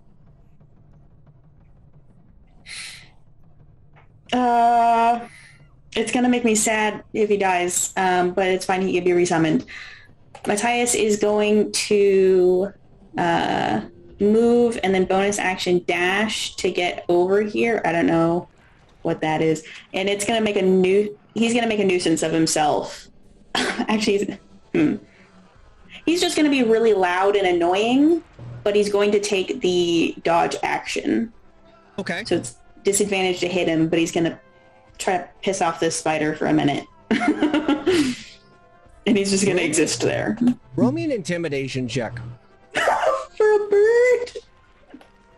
Scary bird. He's a very scary bird. Oh, Just- he's proficient in intimidation. Just to see if it's enough to pull the attention off as I had,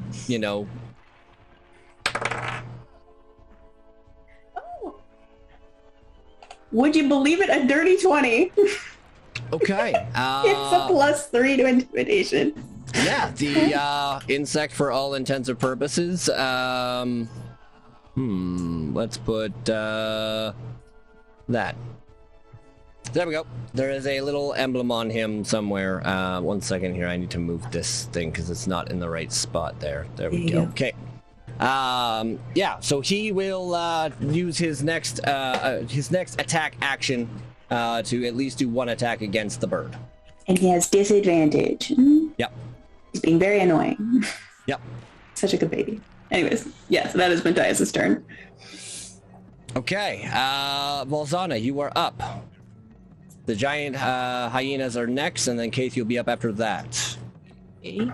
Let me come here. And what Balana is going to attempt to do is kind of this thing with these two big old things.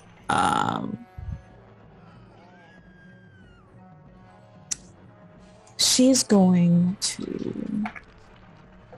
Well, I was going to have her do a bite attack, but I don't think she can fit between two other direwolves.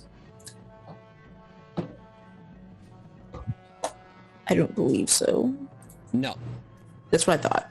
So she's just going to kind of... Actually, you know what? She's going to come around. Where in the world? And it's still... Is it half movement for the direwolves? Yep. Okay. Direwolves can move 50, so it's... I'd say 25. almost 2.5 feet of snow is enough to slow anything down. Okay. So I don't know. Like you said, 25 feet is 25 feet. So Yep. she's going to come over here. And can she pick up Keith? Roll me an athletics check to see if you can grapple him against his AC, I guess. He's he's knocked out. He's incapacitated. He's also in the snow, and there's a bunch of crap going on around you. So for the sake of dire necessity, and that's a what check? Athletics. Athletics. Yeah. So that would be in strength, and so that's going to be 16. It's an 8. It's a 19. It's an 18. yeah, you're able to grapple him somehow without hurting him even more. I'm assuming you're doing this with your teeth. That's also another reason I had asked you go against his AC. Yeah, I figured. So yeah, very gentle, like the puppies. It's going to just pick them up. Moment, I don't believe I have any more movement left. And I also did this backwards, by the way. If she succeeded against his AC by rolling higher, she didn't hurt him. Where if it was 15 or lower, she probably would have. Just straight up killed Kate on accident. Kate comes back. Yeah, just not the same. All right, so what are you doing? So you have no more movement left, if I remember correctly.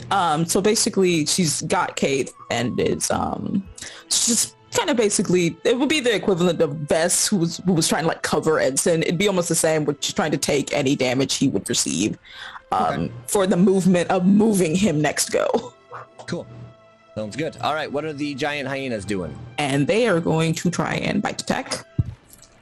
See if the first one can actually bite, or is he stupid? Oh, he's incompetent. Wait, no, 11. It's an advantage, right? Yeah, it's at advantage, and I got an 11, and that's plus 5. So that's a 16. It'll be half damage. Yeah.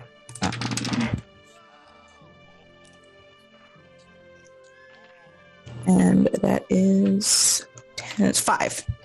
Okay, it's so 5 damage. 5 points of damage round halved because it's. Oh no, it was 10. Piercings. Oh, I had sorry. 10. Okay. It was right because the die wolf doesn't. No, it's 3. I can't math.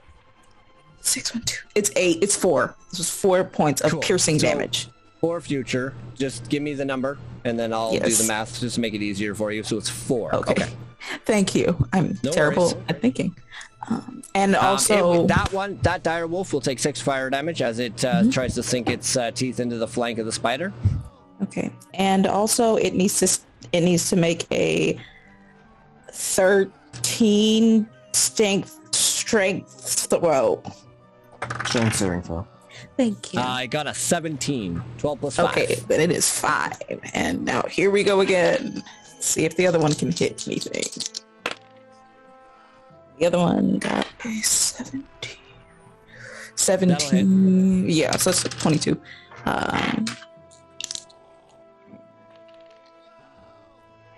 That's a 6 plus 3 plus 2. This is 11 points of piercing damage. 6. Okay. Plus, for piercing damage. And it will take 5 points of fire damage. Yeah, 5 points of fire damage, and then that thing's gonna make the other saving throw. I've forgotten it before. That'll be a natural 20 for a 25. Okay. Yeah, no, it's fine. I figured it would be. All right. And the damage it took was 6, right? So the first one took 6, the second one took 5. Oh, okay. All right. Okay, Keith, you are up. Kia is on deck. Ensign, you're up after that. Okay, that saving throw, please. Yay, reborn ability for advantage on that. Also, one thing I haven't been telling people is, or I forgot to remind you, in the rules, I don't want people telling what the death saving throws are. You know what the save is. Just tell me whether it's a 6. Just put it in whether it's a success or a failure. I trust you.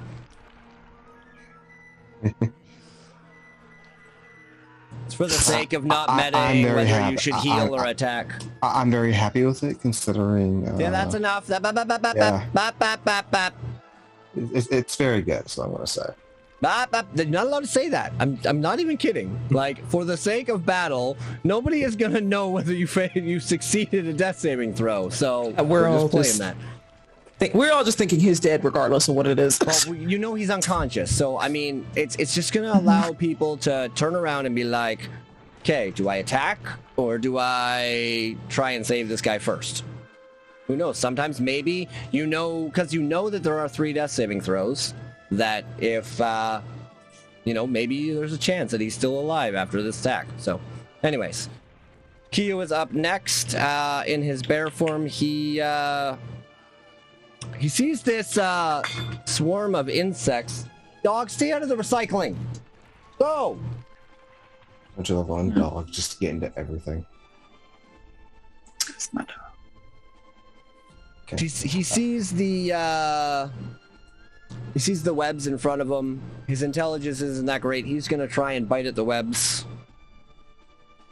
to try and get into position, thinking that that's gonna hit them.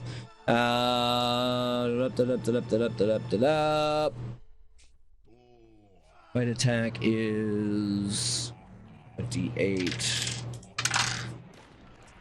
All right, so as Keo in his bear form rips and shreds at this with his teeth, the cocoon breaks, and you see a bunch of little insects swarm out of the thing. However, because they hadn't fully incubated left, they don't have nearly as much health as they would normally.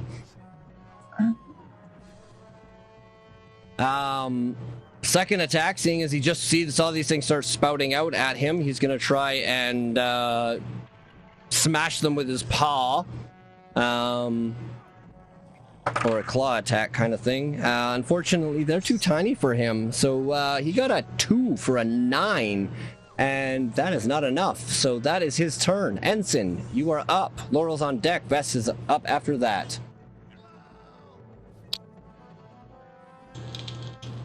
Slowly get my ass back to my feet. Disengage.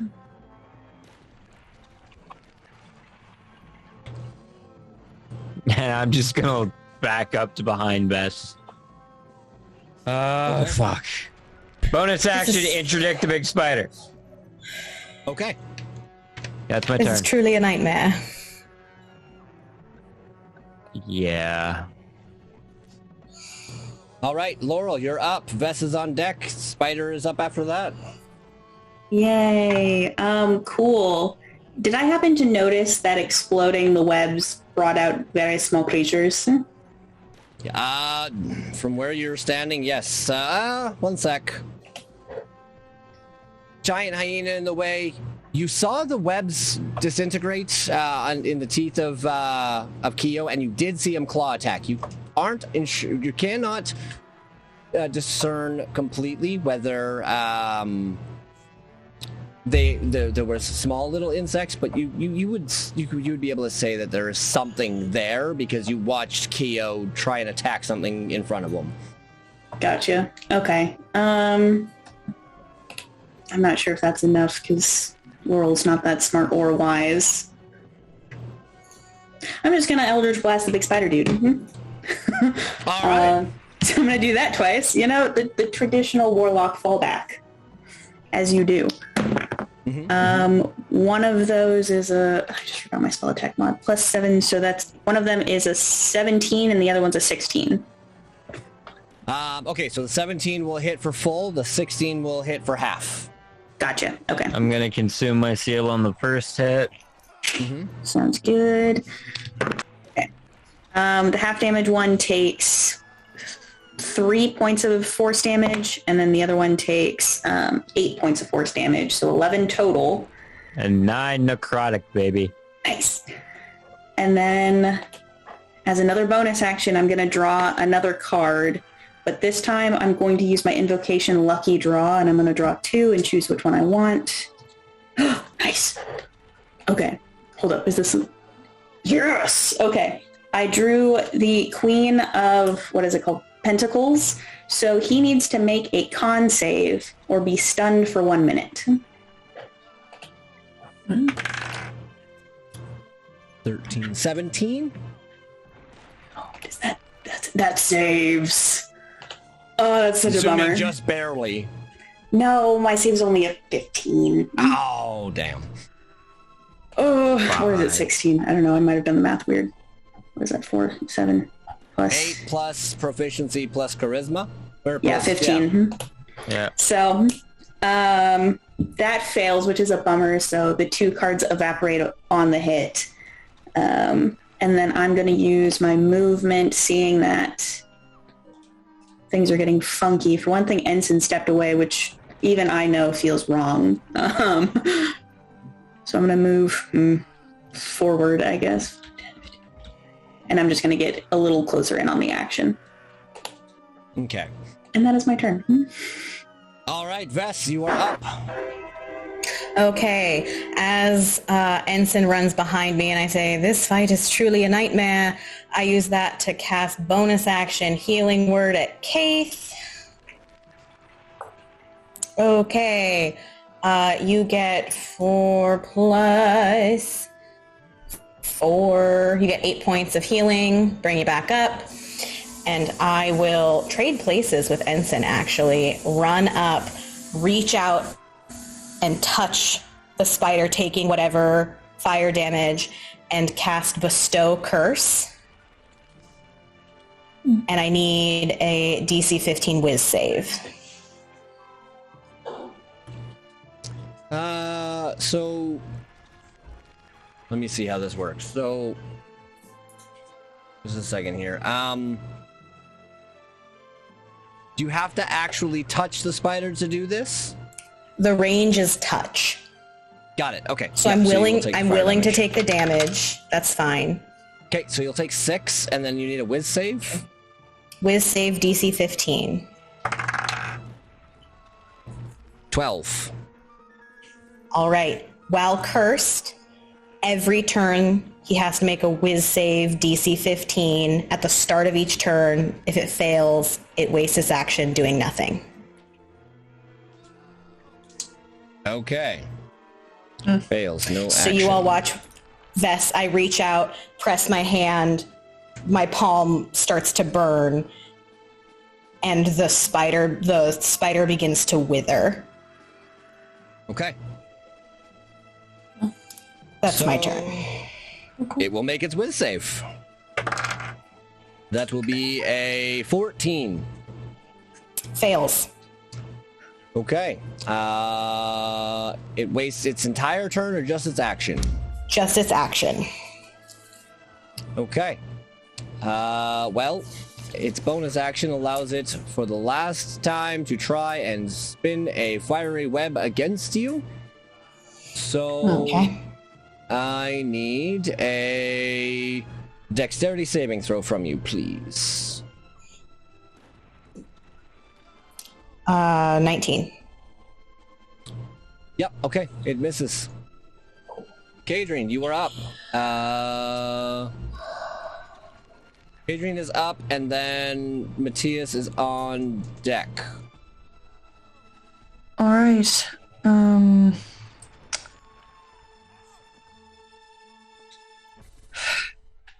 Still having my trusty finger guns at my disposal since it lasts for 1 minute, no matter what. I will raise them again. Take aim. Well, actually, can I even see the spider? There's so much going on over here. I would say from this angle you can, yes. All right, going to take aim at the spider.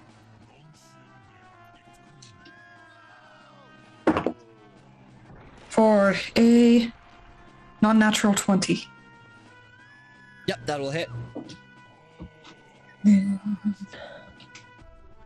Take my d8s.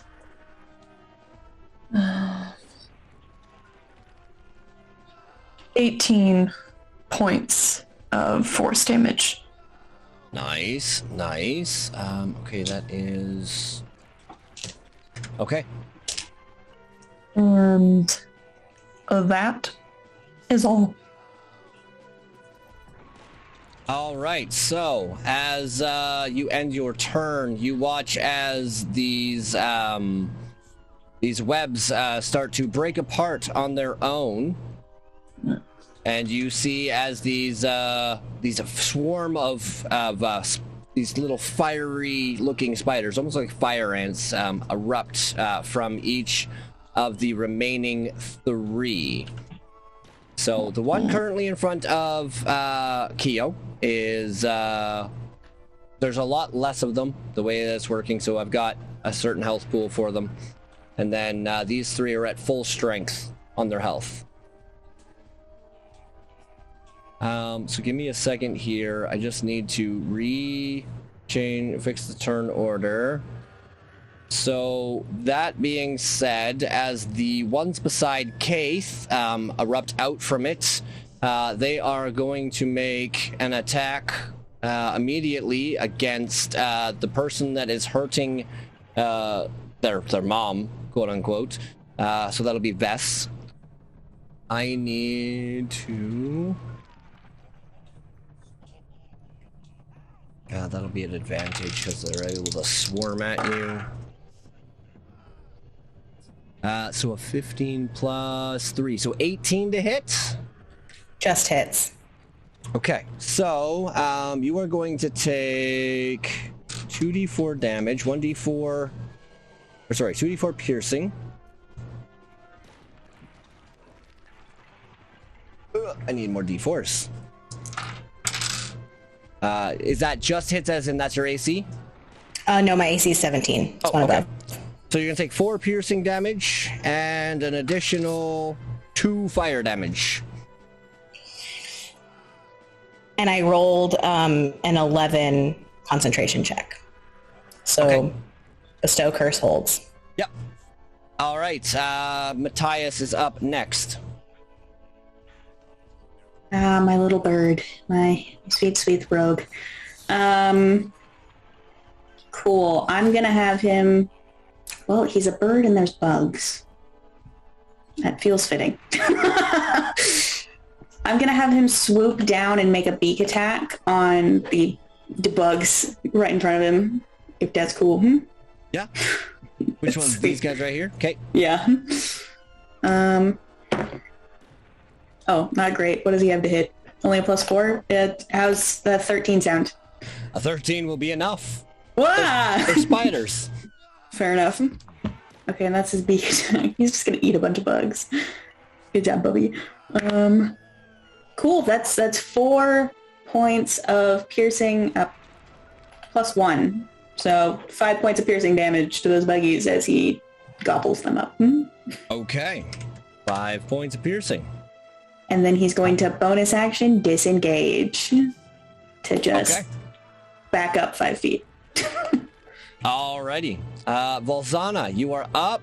Giant hyenas obviously on deck. Case you'll be up after that.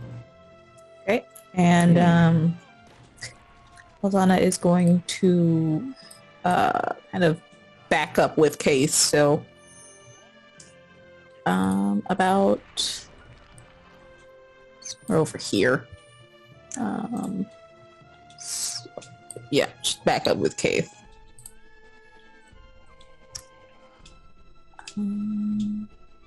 I can't move him, so you don't. Okay, here, yeah. I'll just... Back him up a little bit.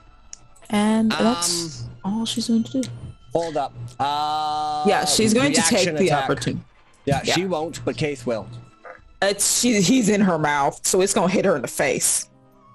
The way that the rules work is he was still in that 5 foot square, so it'll be him. Okay.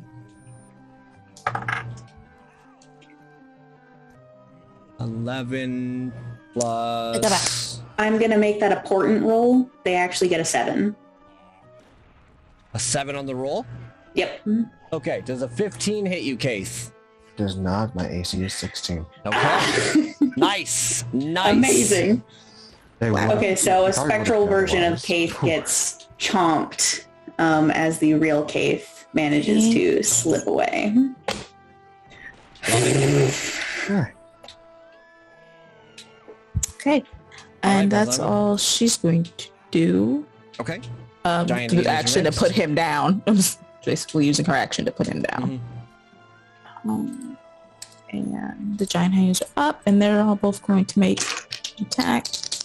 First one is a 16 plus 5. So 16 plus something. Yeah. Yeah. Wait, 20. That's gonna be the yep. So that'll hit. I can speak. I know how to speak. Yeah. 2 it's 10 piercing. Okay. And it will take 5 fire damage. 5 fire damage. 5 for the first one. And then it needs to make a strength save, right? Yes, a 13 DC strength save. Okay. So that's 9 plus 5, 14. Yep, that's a save. 5, and then the other one 17 plus 5. So 22. So it'll take 2 fire damage. Okay. On that one, Yep. they'll take 2 fire damage. Okay. And then roll your damage. So just 4, 5. That's 11 points of piercing damage. Okay, so for 6. Alrighty. You said it was 2 fire or 4? 2.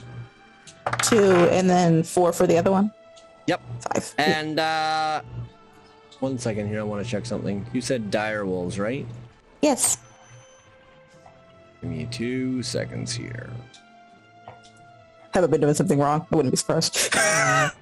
I'm not saying that, not at all. I just want to see something here.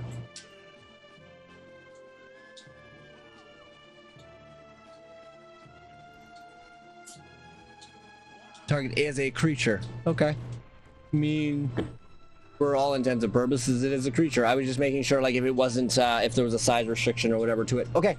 So yeah, it got a 7 on the strength save. So I would assume that it's now prone. Yeah, it's got one of them evidently bit a leg and it kind of lost its balance and probably went eh. Okay. So Keith, we go back to your turn. You are now up with, I think, 5 points of healing is what I think Beth said she got. 8. 8. You are technically prone as you just came out of the mouth of a giant hyena that you can only assume is Walzana, but you are prone currently. Yeah. Well, It's a giant wolf. Kate is going to stand up. And then say myself 5, 10. Oh, I don't actually have to use all my movement because of glaive. Let me check if I think that's an action for me to do. So yeah, that's an action. Don't. That's also an action. Okay. Why can't you do an action?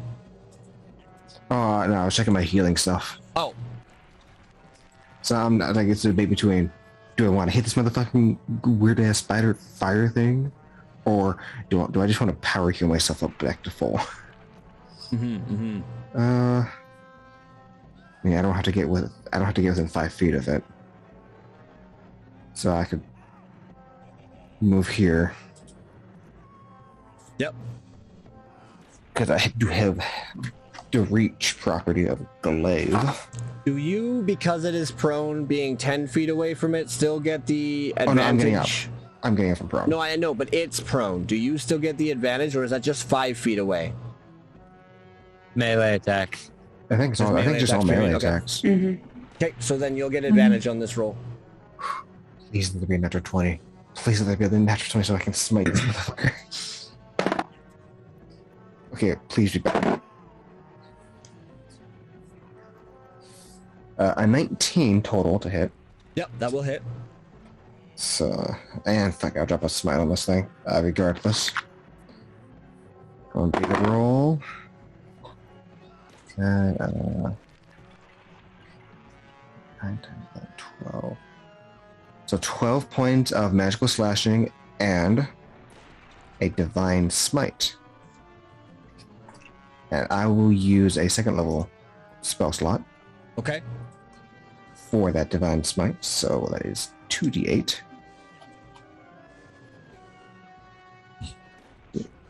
I spend 1 spell slot. Yep. Oh no, it's 3d8. My bad. Why is it 3d8? It's so it's at base it's 2d8. You add a d8 for each right. level Yes, above it's 3d8. first. Yep. And then so 1d8 where's if my it's other a fiend or undead, which it's not. So Yeah, it's not. surprisingly, it's not they don't actually classify this as a fiend or an undead. Yeah, it probably counts as like an elemental, which is fucking sucks for me. Where's my last d8? I saw it just a second ago. I swear to God. Oh, there it is. These be good rolls. So that's a 6. That's kind of shitty. That's a 1. That's a 6. So 13 radiant and. Okay, how does this look? So, oh shit, okay. So Kate gets up. It's almost as if Kate's nerve endings have started to work again. And instead of going for like a normal slash, Kate instead, he switches his grip on it so he can more or less use it as like one would use a pike and just kind of stab into it and twist. And when he twists, that's when the divine smite radiates throughout his body. So you guys all see these crackling forms of light as the spider starts to spontaneously combust from the radiant energy. And in front of you, I don't have her token fixed yet, but you do see the body of a young girl land right where it was. For sake of purposes, we'll just put that one there.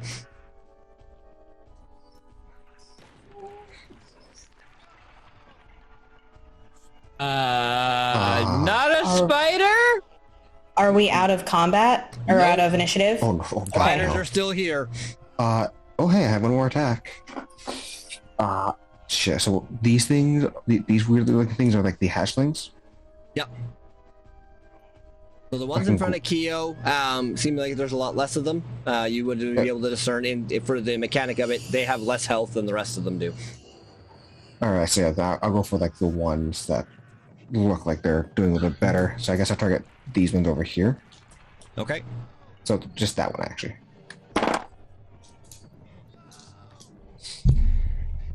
I would roll a natural 20 on this. That's great. I mean, not the big ones. I'll drop a smite on these guys too. Just the first level one. Hold up. I'm gonna stop you there. What is your crit what is your damage? It's a D10 for a glaive? Yeah, D10. 10. Just do me a favor and roll your damage. That's not great. That's a 3 on the D10 that I just rolled. 13 plus what? Plus 4. Okay, yeah, go ahead and roll the smite then. Yay, let's roll. This is gonna be First overkill, level, but it really is. It's fucking. God damn it! I have to find another D8. God damn it! There it is. Hey, the big spider's still dead. I mean, yeah, but the 4d8 on the little ones. And after 20 could have gone to so many other things. I just had the other d8. Just roll them and then roll another one. 3, 2. It's Wow, enough. rolling ass. 4. I gotta do one more. 3. Yep. So a lot. Yeah, it was enough after you rolled the first one. So. And you actually only still have to roll 2. Your divine smite is maxed as well on a crit. Oh shit! It is. All damage is all crit damage on a crit. The actual roll. So if you smite the 2d8, the actual d10, all maximum. Oh, okay, so 8. Wow, goddamn. Jesus Christ. So much for a hatchling. Yeah. So anyways, you are able to stamp the ever-living piss out of these spiders, so to speak. And this radiant energy, again, just kind of erupts. I'm going to say the radiant energy almost like a beam as you, it's like you held a magnifying glass up to the sun and pointed at each one of the bugs and incinerated them. God, I don't think there's anything. Yeah, that's Okay. my turn. Keo is going to attack the spiders right in front of him. Come on, Q, you got this.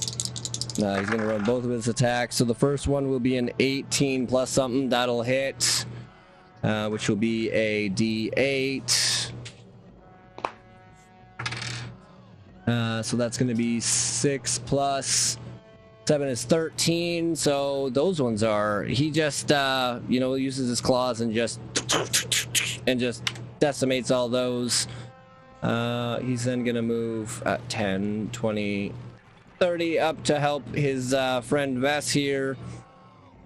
Unfortunately, as he goes to claw at those ones, it's only a 10, which will not hit. So that'll be his turn. Ensign, you are up. Laurel, you're on deck. And then there's a couple of insects that are up after that. I begrudgingly stomp my way through the snow and around the tree up to this group of spiders and just start stabbing down. I got a 19 and a 28. So... Wish him under the flat of your blade. Yes, those both hit. Sorry, I wasn't realized I was still muted. Matthias is 30 points of slashing damage. Oh, Jesus. Yeah, that one's decimated. You made soup. Oh. Good job.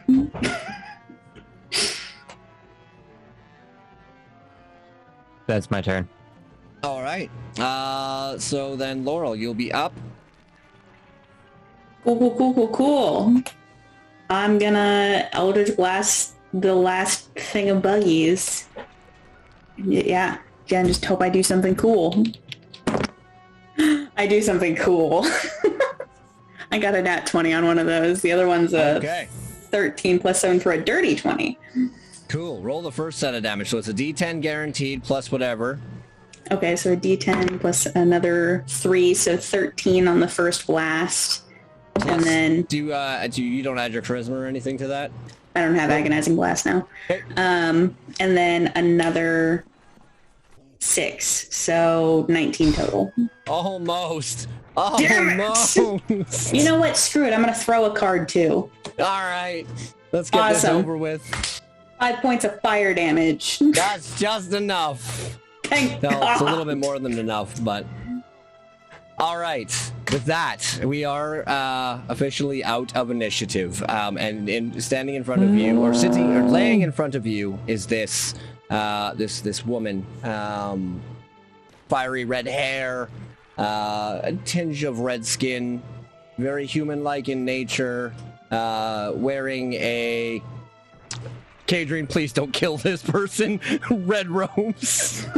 Please don't kill this person. You dressed him. You dressed her. I did not. Fair enough. She is unconscious. I approach this person unconscious, making death saves, kind of unconscious. You could assume so, maybe, yes. First, I cast Spare the Dying. I don't wake this person yet. Okay. And I turn to Kadrian. Is this one of your wizards? Kadrian's she's not perceptive, but she is good at details. The one thing as in investigating crap. So I'll get you to roll me the investigation check, but I will also let you know, because you are quote-unquote proficient and know about the Red Wizards clearly, or enough about them, you would notice that this one is lacking tattoos of that of the Red Wizards that they usually adorn on their bodies. But the robes look the same. Similar. They're just the red in color. She's robed, obviously. Sandals on her feet, kind of like leg bracers, arm bracers. This definitely doesn't look wizardly in the comparison to the Red Wizards.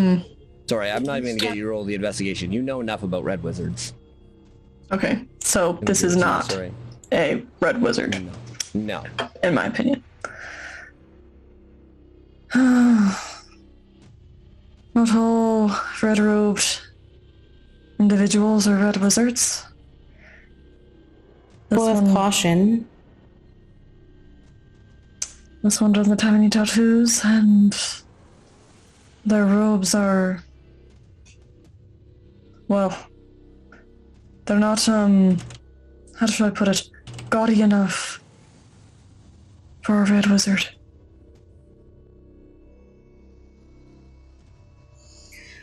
Fortunate for them. All right. Could I quickly have Matthias come to me, and then I want to send him out to go check those fires again? Can I get a vibe check on where that red wizard might have gone? Like what direction? So yeah, you are, you kind of Also- send him out. Matthias is way speedier than I remembered. He actually has 50 feet of movement. Yeah. So he could have been zooming that whole time. No worries, no worries. So yeah, you are able to, with no time at all, Matthias gets sent out.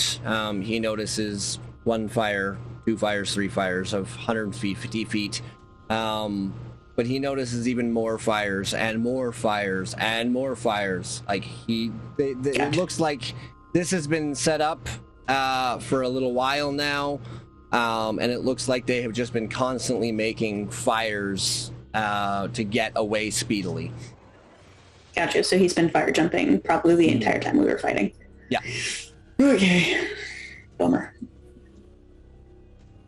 I am just trying to see, and this might mess the cameras up for the final little piece, but I'm going to bring Erin in so that she can introduce her character to you guys if you wake her up, and then we will end the episode for the night. So then I look up. Anyone have any qualms with me waking her? Perhaps we could get some answers. I wouldn't mind knowing why she was in a spider. Was a spider. Something about a spider. Very good. Then I touch this woman's chest just over her heart and cast Cure Wounds at 2nd level. Okay. I'm just going to send her the link. Surprise, you're showing up.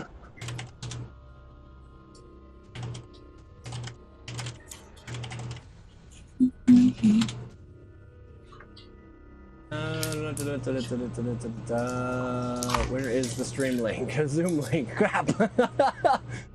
It's in the pinned messages. I'm working on it. She's like, I'm in my jammies. I'm not stream ready. I'm like, you don't have to turn your camera. It's going to muck them up anyway. Well, we could just say cure wounds and end the episode as she gasps for air. No, she's sitting here in the back. I know, you gotta be dramatic about it. Mm-hmm. There you go. Okay. So as you cast the Cure Wounds, she takes the point of healing. What was the healing points? 15.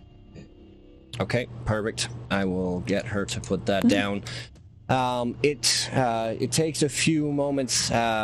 She's breathing, but she doesn't seem to be waking up quite yet. Just give her a minute. She's getting back to her computer.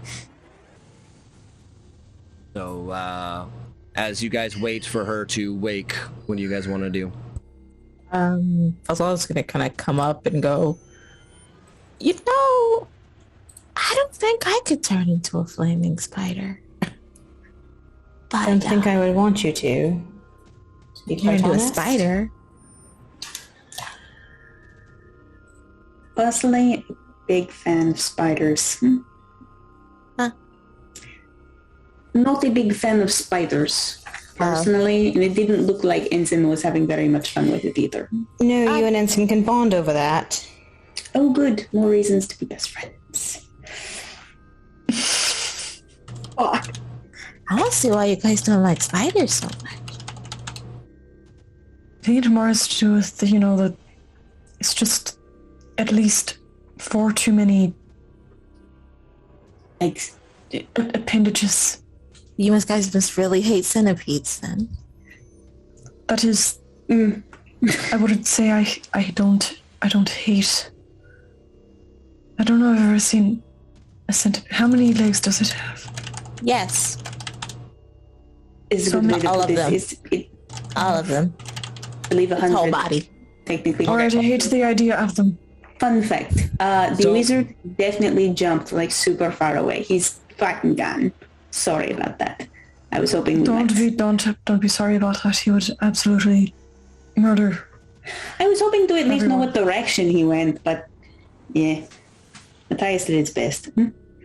All right, so as you are awaiting for her to wake back up, unfortunately, it looks like it might take a little bit more than what you have done for her. That is where we'll end the session. Sorry, guys. I was hoping to have this cool moment, but it didn't work out. So we will catch up on this next week.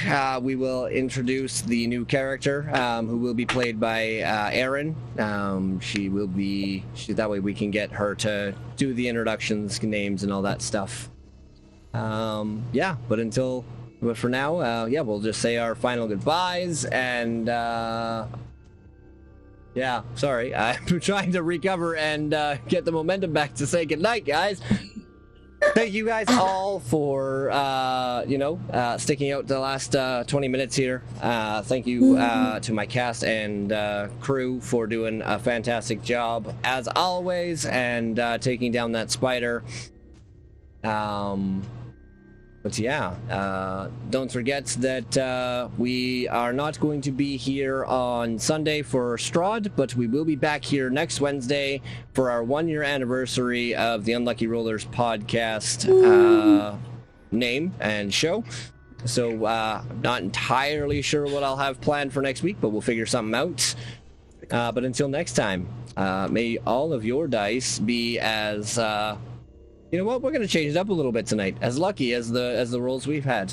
So have yourselves a fantastic evening, and we shall see you next time.